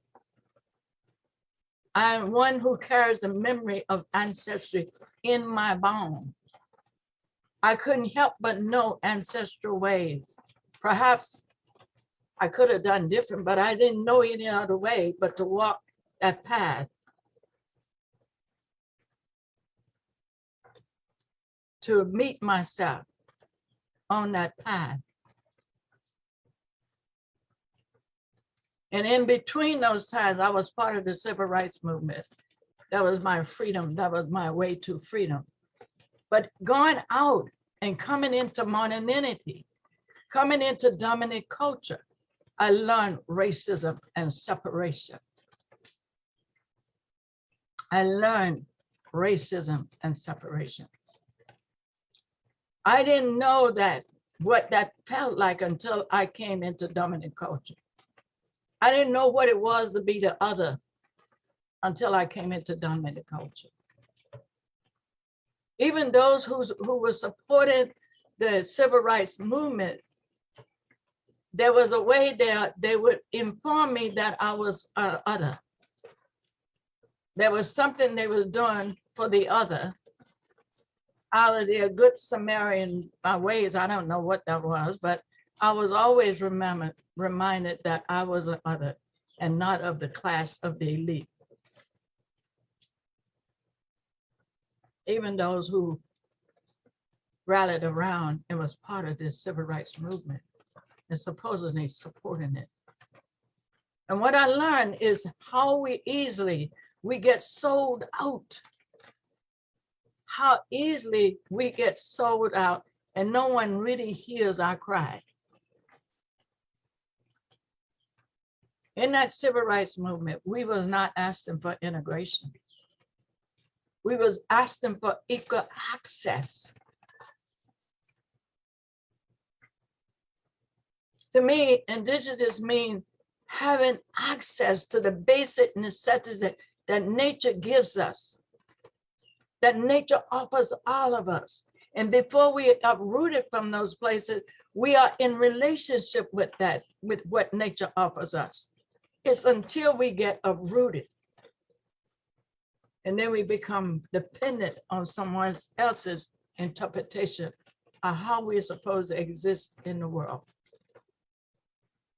And that's what has happened to us. We have allowed someone else to define us, define our journey, define what it is we're supposed to bring to the world. Even today, we allow others to define what we know to be true. Why am I here? Why am I here?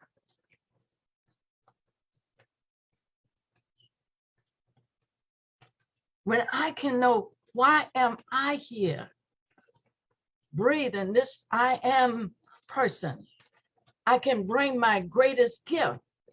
But if there's no one when I come onto the planet to receive and acknowledge my gift when I come in, how can I bring my greatest gift?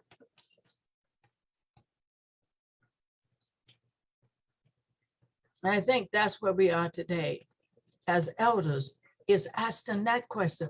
How can we elders, now that we know where we come from, while we know the path that we have walked, what now can we envision for the generations ahead of us? How do we envision that generation ahead of us? Because sometimes I think we talk a lot about the problem, but can we envision a new dream? Can we envision a new way of being on the planet? Can we create the language that will allow us to get to the new way of being? Can we shift our language of separation? Can I shift our language, the words that we use of separation?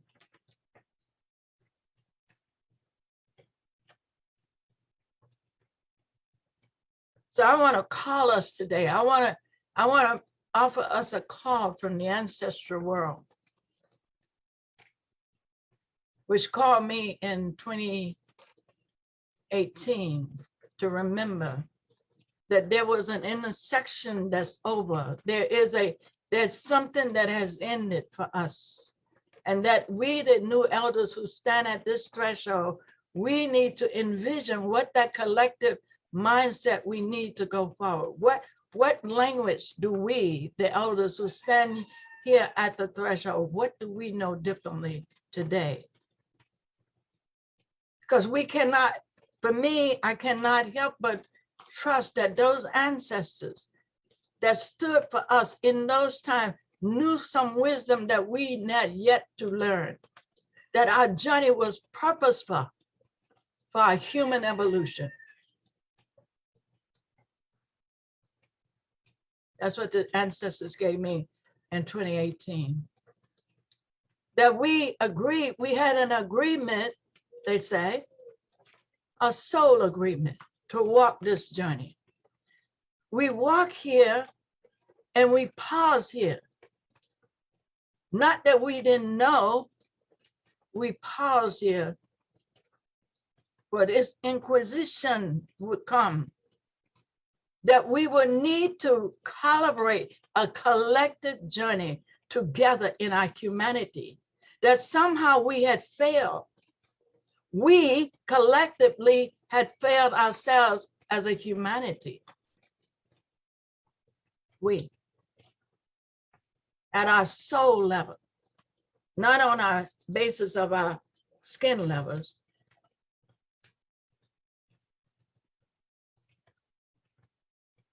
These are just like all the other things in nature, the ways that we identify ourselves. But what do we as the human species today bring to this threshold?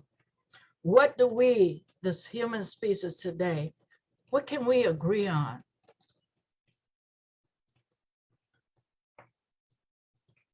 What story will we rewrite for ourselves? The human species, not the Black, not the white, but how will we respond today as a human species to recalibrate ourselves in a way that we write a new story on the planet, that we reconcile all the damage that is done, but we begin here. We begin with ourselves. I think you said it right. It's like, what do we need to heal within ourselves, Mark? What do we need to, what walls do we need to tear down that prevents us from being in right relationship with self and right relationship with others? And I think all of us came here and we said that there was a way that this indigenous medicine, that we carry, all of us carrying our medicine bags. We don't need to learn it, we need to remember it. We need to remember when the old grandmother hummed, she was singing a prayer.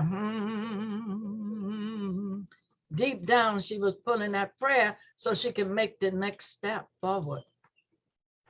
But we got different mediums. And we have many ways that we can send the signals out.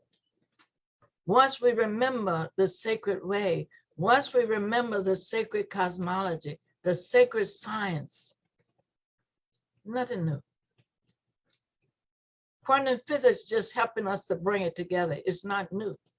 Remember that, it's not new. Nothing, there's not newness. We are bringing it together in that sacred way. So I want to invite us to intune the elders when we intune in our sacred way, when we intune the sacred rituals, when we intune the sacred ceremonies, and we set our mindset together on this planet, you and I will create the synergy to move ourselves forward. And maybe we will intune on this full moon, all of us will gather together. Wherever you are in this time space, we gather together. And what are we going to say? Maybe we send a smoke signal. Maybe we send a drum tune. Maybe we send whatever our medium is. Maybe we send it out into the world. And we connect elders and make sure that we are the living ancestors, the living voice that will leave Earth consciously aware, witnessing ourselves, because we have the language, we have the tools, we have been gifted to be here today. Our ancestors stand with us today, all of us, no matter where we are. So with that, I want to invite us all to just reach out and connect with each other. Let's come together and tell our stories with each other so we know who we be. Ashe, ashe, oh.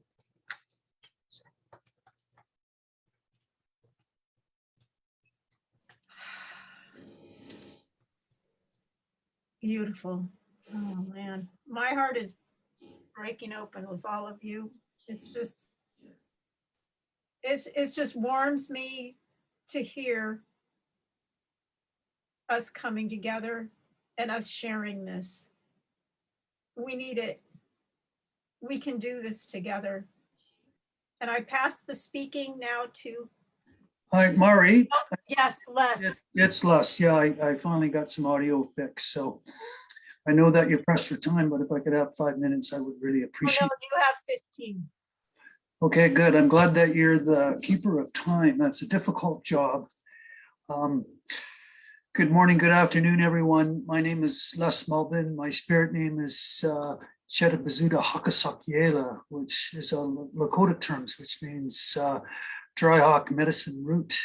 I'm in the territory of the Snuneymuxw people on Vancouver Island. And I am of Scottish, Irish, Scandinavian, and English descent. And I am part of the Teoshape that Mari is also part of, and Rueben George spoke of earlier, and there's a couple other people that are here. And Teoshape means family in Lakota.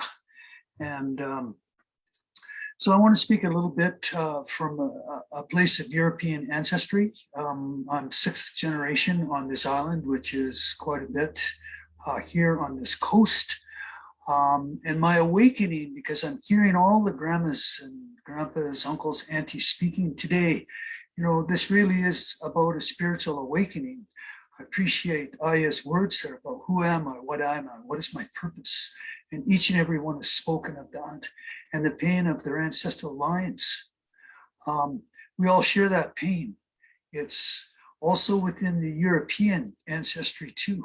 And I would like to share a small story in regards to that. I'm 65 years of age, and in 1960, I met my great grandmother as a 4-year-old, and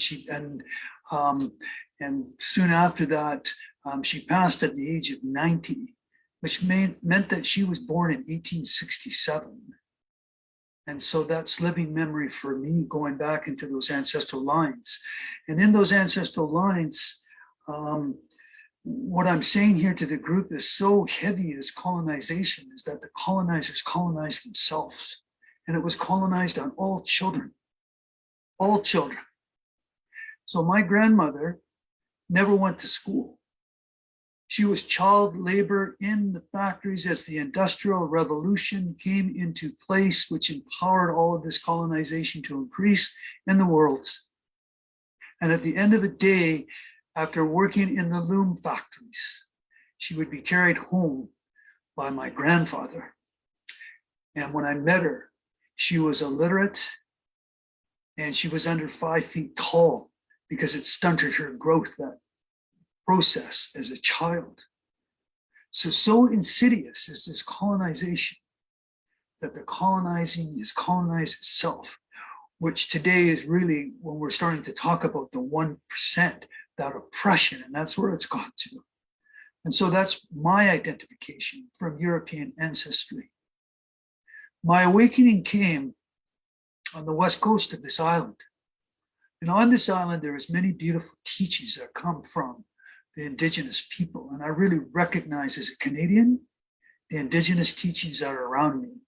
In the province of British Columbia, where I live, 1/3 of all Indigenous people of Canada live in this province.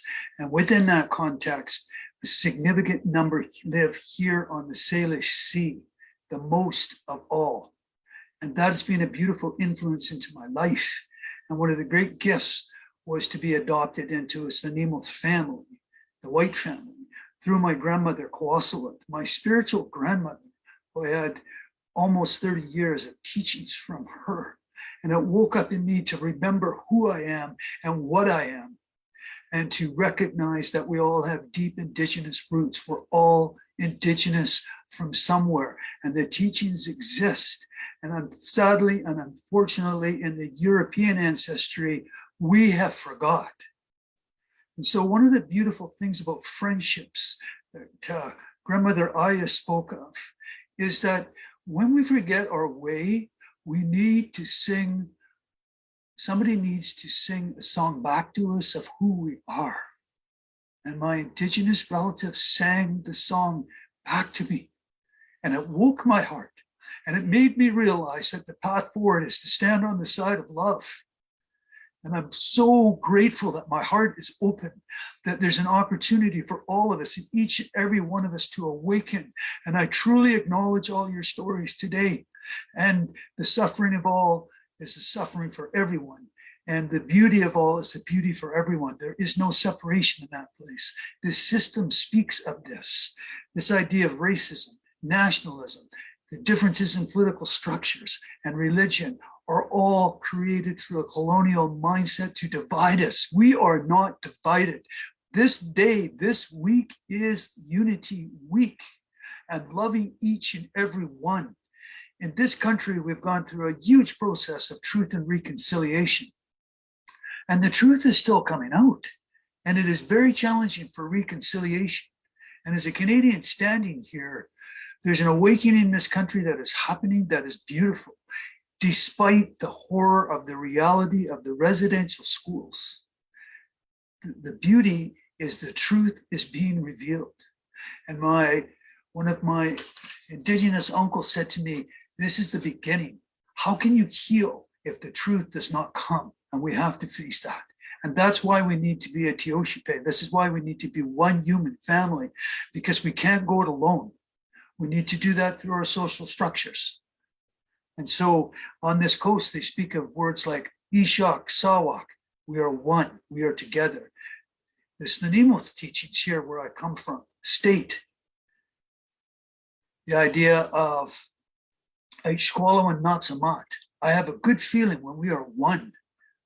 Ukumbwa, I heard my brother Ukumbwa say, he got touched by the spirit, and I've been touched by the spirit here too. I woke this morning and did my ceremony. I sat and looked to the eastern door. I watched that sunrise today. I made my prayers. I made my meditation because I knew I would be sitting with you good people of good heart. And one of the uncles said, recognize a good mind has roots deep in the heart. It is in the spirit of that place that we are meeting today. And in my preparation, I did my sponging. In my preparation, I got ready to meet you today because I knew that I would be among honorable people today that have come for the spirit of the children. on this island through my uncle, the Chalmouth uncle. He said that the highest law of the West Coast of his people, the Hesquiid people, is the protection of children and the protection of women. When I came on today and I look, I see a few brothers here, very few. What I see here is the beauty of the life givers, all of them. So grateful for the life here and the women that are here today. So when we dance that great dance that we go to, which is open to all people to dance, and I've watched people of all races dance at Sundance, of which Rueben George is the chief of that dance, my brother. We all dance as equals. We all dance to create a great prayer around that sacred tree of life. And that sacred tree of life is in every culture.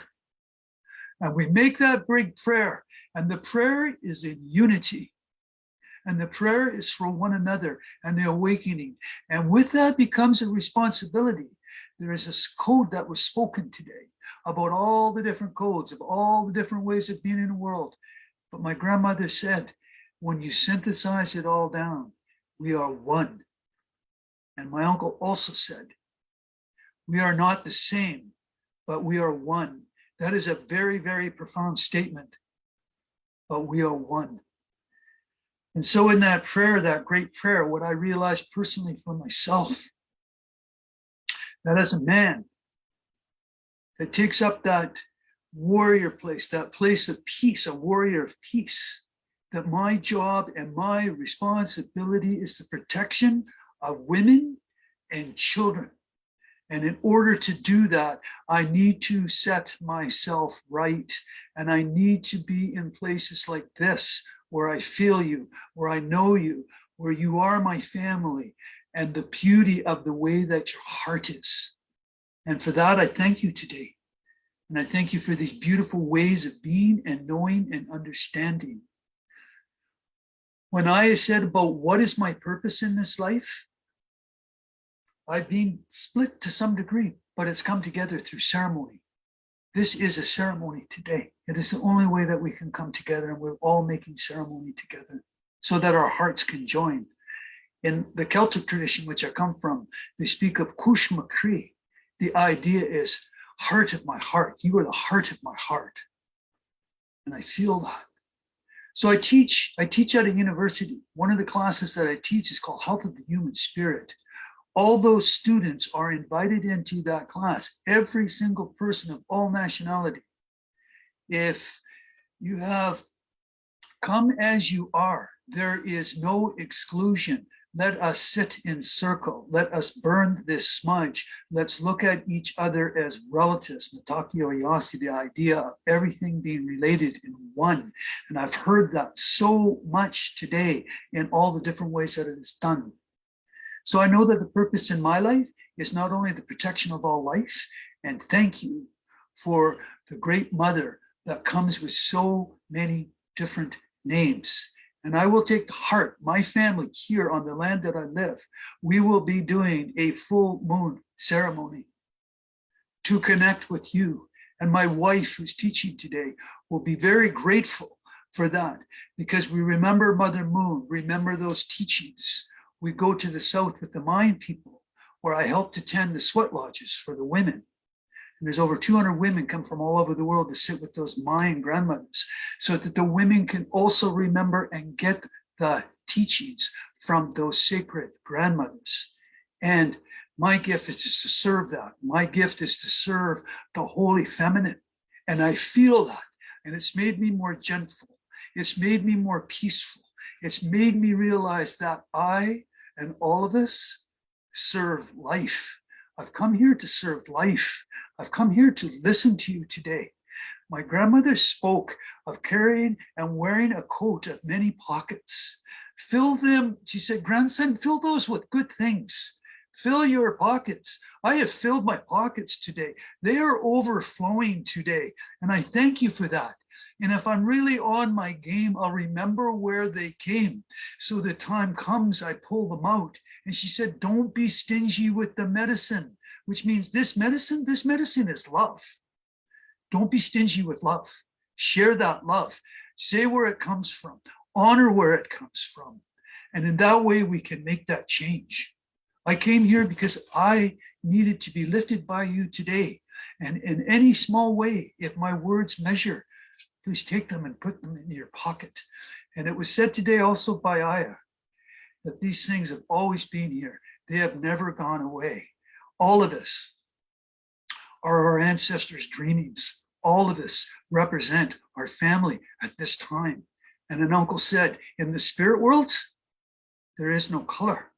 Our families are in a parallel ceremony right now, and they're grateful that we're speaking of love. They're grateful that we're speaking of a new way forward, and that is in unity and beautiful consultation with each other. So I thank you for that today. And I could say more like everybody else. But thank you for allowing me to fill my pockets today and share what little I could with you. And my prayer for you today is that you get what you need and that you take this and that this is like living water and you are replenished today, that you really, really, truly have been replenished today. And I lift my hands of the way of the coast here and say, Haichka Siam Siam Siaya, sacred ones, beautiful ones, holy ones, doing the work of the Creator. There's one Creator, and we're all responsible to that. So, aho, takiase. Thank you that I had this opportunity to hear you to speak today. Aho.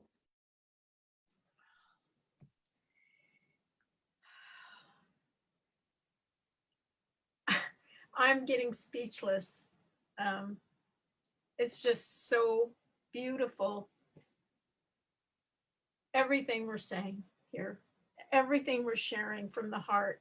It's like, when have we had the time to do this together?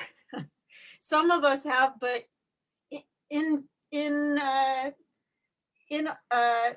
regular kinds of circles, it's so rare to tell the truth. It's so rare.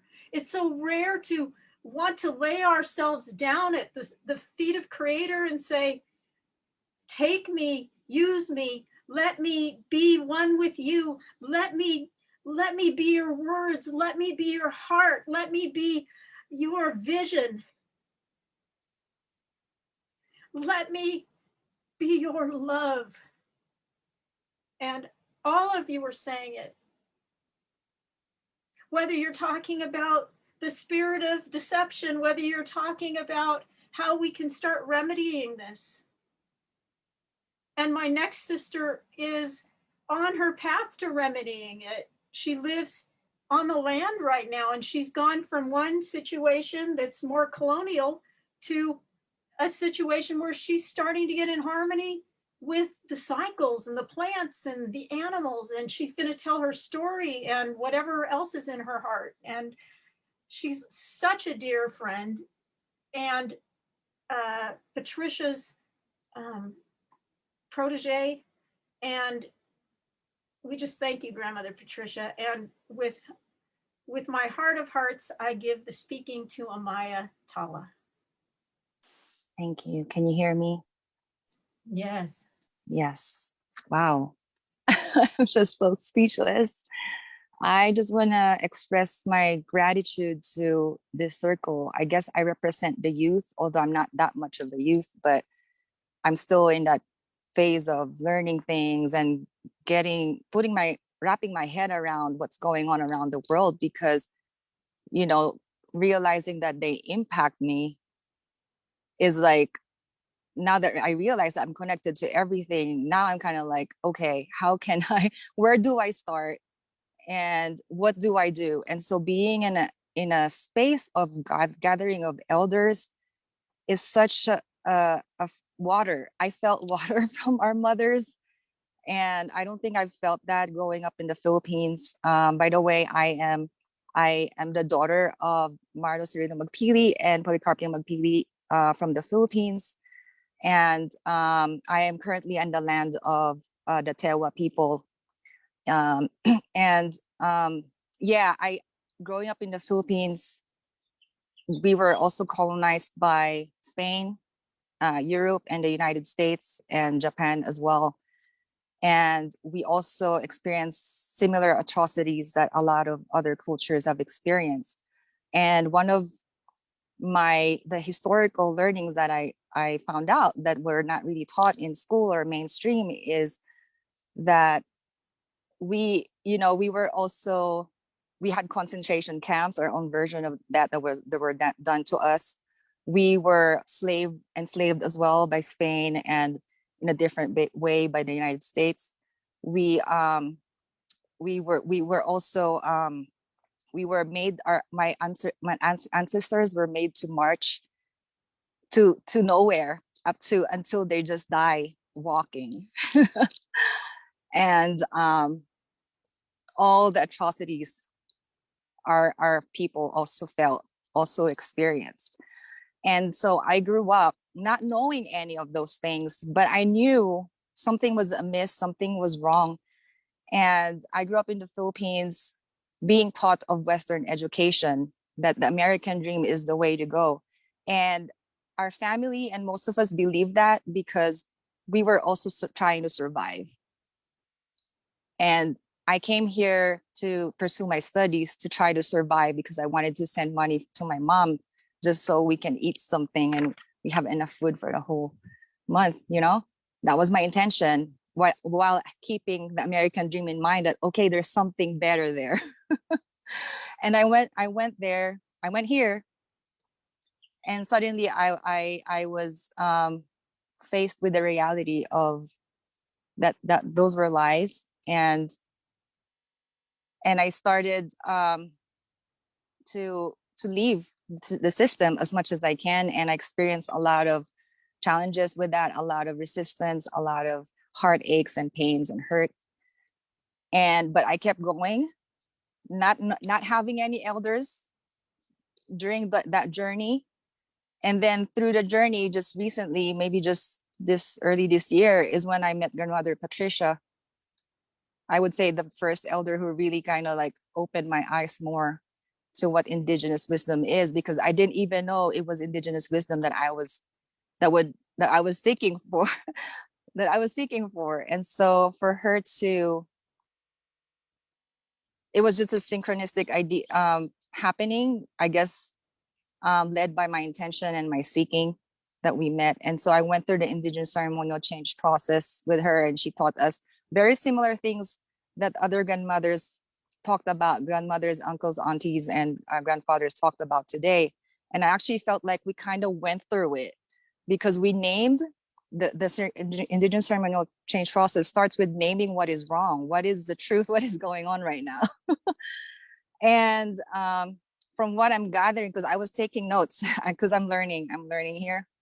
And from what I'm gathering is that naming our pains from different directions and different cultures is the key to reconciliation. Like, we can't even get to this peace, harmony, love, and light without starting there. What is really happening? And that's what our elders are saying today. That's what I heard.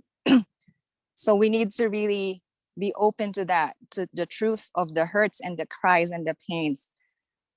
And cry it out, empty it out. That's what the emptying process that grandmother Patricia taught us. And Zarni, I hope I pronounced that name correctly, really exemplify that. Like, that is part of our being. Our hurt is part of Mother Earth, and we need to express that. And so that was really inspiring.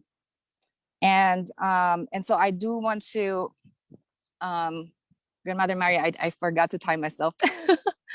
So let me know if I'm almost up.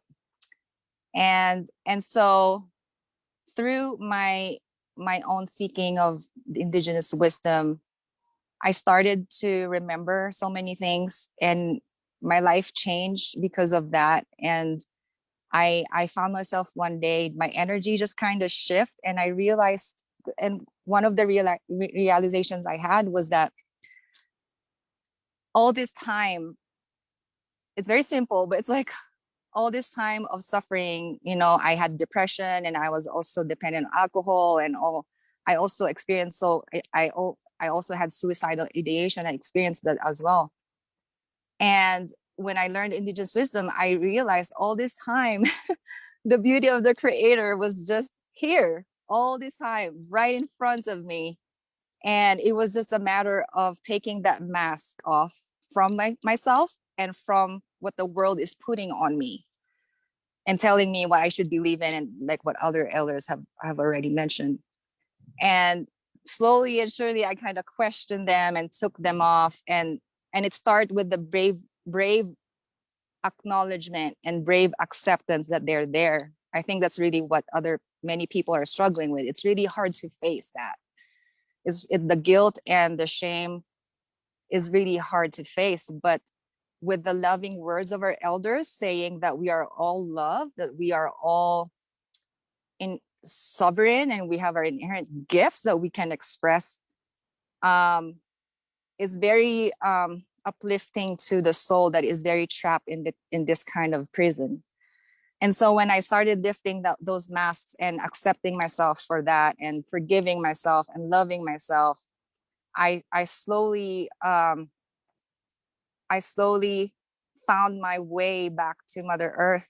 And now I'm here in a sort of an eco village, retreat center village, that aims to reconnect people to Mother Earth and to themselves, and inspire people to heal in parallel with Mother Earth, because we're all connected. And so when I got 2 weeks before I got here, it wasn't planned at all. It was just the spirit just align things together so that I can be here. And what I wanted to share with you was my experience here, because this is my first time really directly being connected and connected with Mother Earth. When I first got here, I've been here for a month now. When I first got here, it was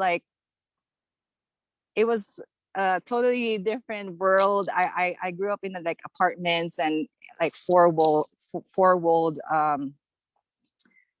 houses. So I was not used to outdoors at all. And so when I got here, it was like being exposed to the elements, being exposed to the animals and different things that are going on around me. And I felt like I was an orphan. I felt like an orphan when I first got here. Like I was kind of out of place, yet I know I'm supposed to be there. And then slowly I realized there was this process of building a relationship with Mother Earth. So I started to get to know her more. I started to shift my routines according to her. So I can only take a bath when the sun is out. Like I can't, I have to really be in sync with her. And I sleep when the sun goes down, I sleep. And I notice I'm able to be in the present more. When I wash my own clothes and I wash my own dishes, I'm able to really touch the resources that Mother Earth is giving me, like really have the intimate relationship with the elements that are given to me by Mother Earth and the water that I use to wash those dishes. And then sometimes I would sing, while I wash the dishes or the clothes, and the birds would sing with me. And I was like, I feel like compared to when I was in an apartment where I feel like everything was just dead, now when I do my chores, everything around me is alive. Like it feels like I'm in this, I'm just in one of the living things here. I'm not the only one in the apartment. I'm alive with this whole creation. And it's really hard to explain unless you experience that. But that's like the most beautiful thing I've ever experienced in my life. And I feel very free, and I feel so much fulfilled compared to what the modern society has taught me, has wanted me to live my life versus here. And I'm just starting. And I just can't thank enough the indigenous wisdom keepers, the indigenous elders who are carrying all this wisdom, because you are the carriers of our life, and the carriers of the life of Mother Earth. And thank you for continuing your work, because it are suffering to know that someone cares, to people who have been imprisoned by this colonized mind, by this colonization. And to know that someone knows the way out there and showing the way out is like, I don't even have the words. It's like you're freeing me and my ancestry. And so, you know, when I told Patricia, when before the Spaniards, before the Americans came to the United States, and even, you know, before the colonizers came to the Philippines, they went here first in the United States, and they enslaved the African people. And in our history, they went to us next and other places. And they said that we're going to do what we did to the African people and the Native American people to these people because it worked. And they did that similar things to us. And now it's circled, like Zardi said, halfway across the world. And now I'm circling back here. I went from the Philippines to here just to undo in this land that was colonized in the United States, to undo the thinking that was the slavery and the imprisonment of the mind that was imposed on me in my land, all the way back here in the United States. Here in this moment that we're in this session is such a pivotal moment for me, because this is part of the process of my freedom and my ancestral freedom. So I really just want to communicate that. And I'm really inspired by the strength and vulnerability and the heart and the authenticity and that I've never felt before. So I just really want to communicate how honored I am and how blessed I am to be here in this space. And thank you for all of the work that you do. And thank you, Grandmother Mary, for everything, for putting this up. And I hope to learn more. I hope to learn more, and the rest of the youth and even all other elders to learn more from sacred circles like this. So thank you.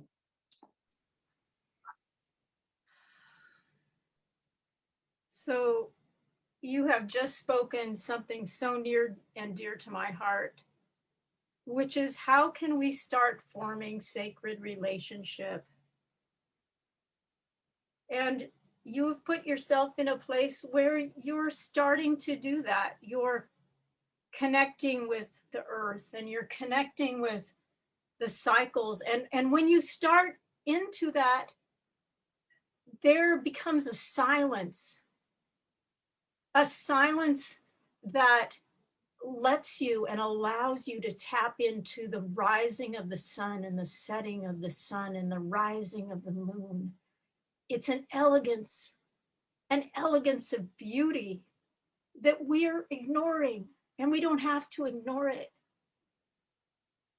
Instead of maybe watching television, we could be communing and livening our heart, and the gratitude that comes through the tears when that happens. I'm just like, oh my God, I've been missing this for so long. This is what keeps me alive. This is what I live for. This is what I always imagined. And when I hear your story of all that, and the beauty of you connecting the whole story to us like you did, I feel like everyone has a reflection of where they can start.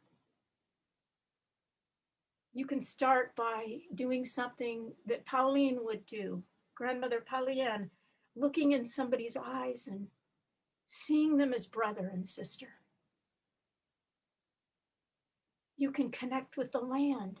You can hug a tree. You can say a prayer. You can greet your tree out there and say, hello, brother. I've never greeted you this way, and I hope to God that we can have a relationship. Teach me. Let me be humble. Teach me how to be in relationship with you. And call out to the sun and the moon, I really, really want to know the magic of your beauty. please bring that to me. And when you align in that way, when you start to call that in, the world will respond. And I'm talking about the real world. The world will start to bring you gems and beautiful things because it hears your prayer from the heart.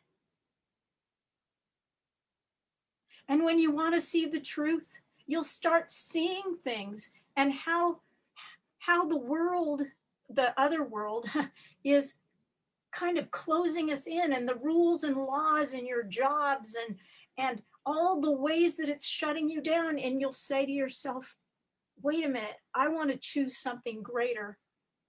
And then you ask Creator, give me a sign, show me how to do that in my world. Keep coming back to the source. Keep coming back to the prayer, as Les says. And be the prayer yourself. As we walk and we speak, we become a living prayer. We have that much power. As Grandmother Patricia says, you're not a deficient self. You've been taught that you're a sinner, but your very nature is not. But you must seek to see the truth of what has been indoctrinated upon you, and you must free yourself from that. So you can't claim indigenousness yet until you are willing to defend with your life the very nature of reality and be one that is in service. All of our speakers have just been tremendous tonight. And I know why they're tremendous. It's not because we're any different than you. It's because we've caught the spirit of love in the way we have. And all of you have the ability to do that. And I am hoping we will have many more dialogues like this in the future, so we can help bring each other up together, so we can benefit the totality, and so we know that the children will have a place to live that's in harmony. And as Rueben says, don't get into the polarization of arguing back and forth, who's right, who's wrong. Just feel that connection to source all the way through, and then speak the law. Speak the law. And if you don't know the law, ask for it. Spirit, please show me the divine law. Please bring those people that will help me. Please let me be in sacred relationship. I will do anything for the truth in service of you, because I'm only here one time this time. I'm going to go for it.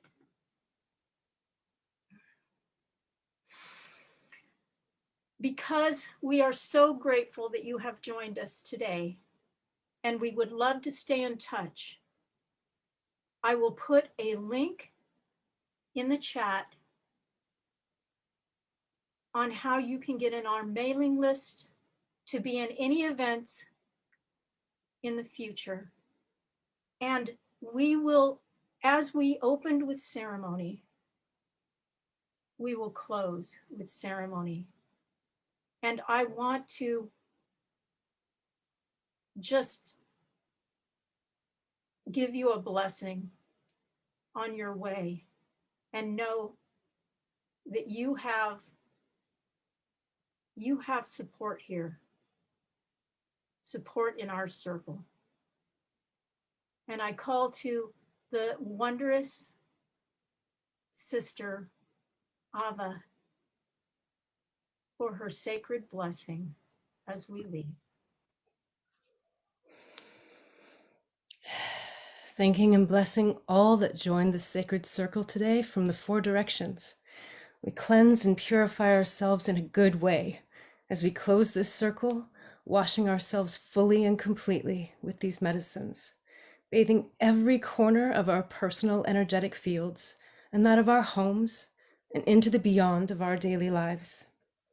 As we reflect in the coming days on all the messages and prayers shared today, may our thoughts, words, and deeds reflect the good work of realigning our own relationships with Mother Earth and all forms of life upon her, purifying all the sacreds and thanking them for their work in supporting us during this circle. This sacred circle is now closed. May we go out into the world wrapped in a blanket of love, light, and protection as we breathe new life into creation. All my relations. All my relations. And the link has been put in the chat. Please stay in touch with us. We have much love for you. And the circle is now closed.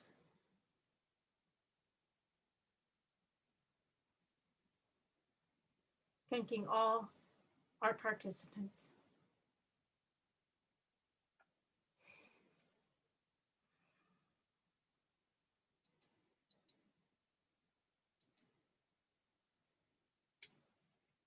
Once again, the mailing list is in the chat. Take care and happy Unity Conference, everyone.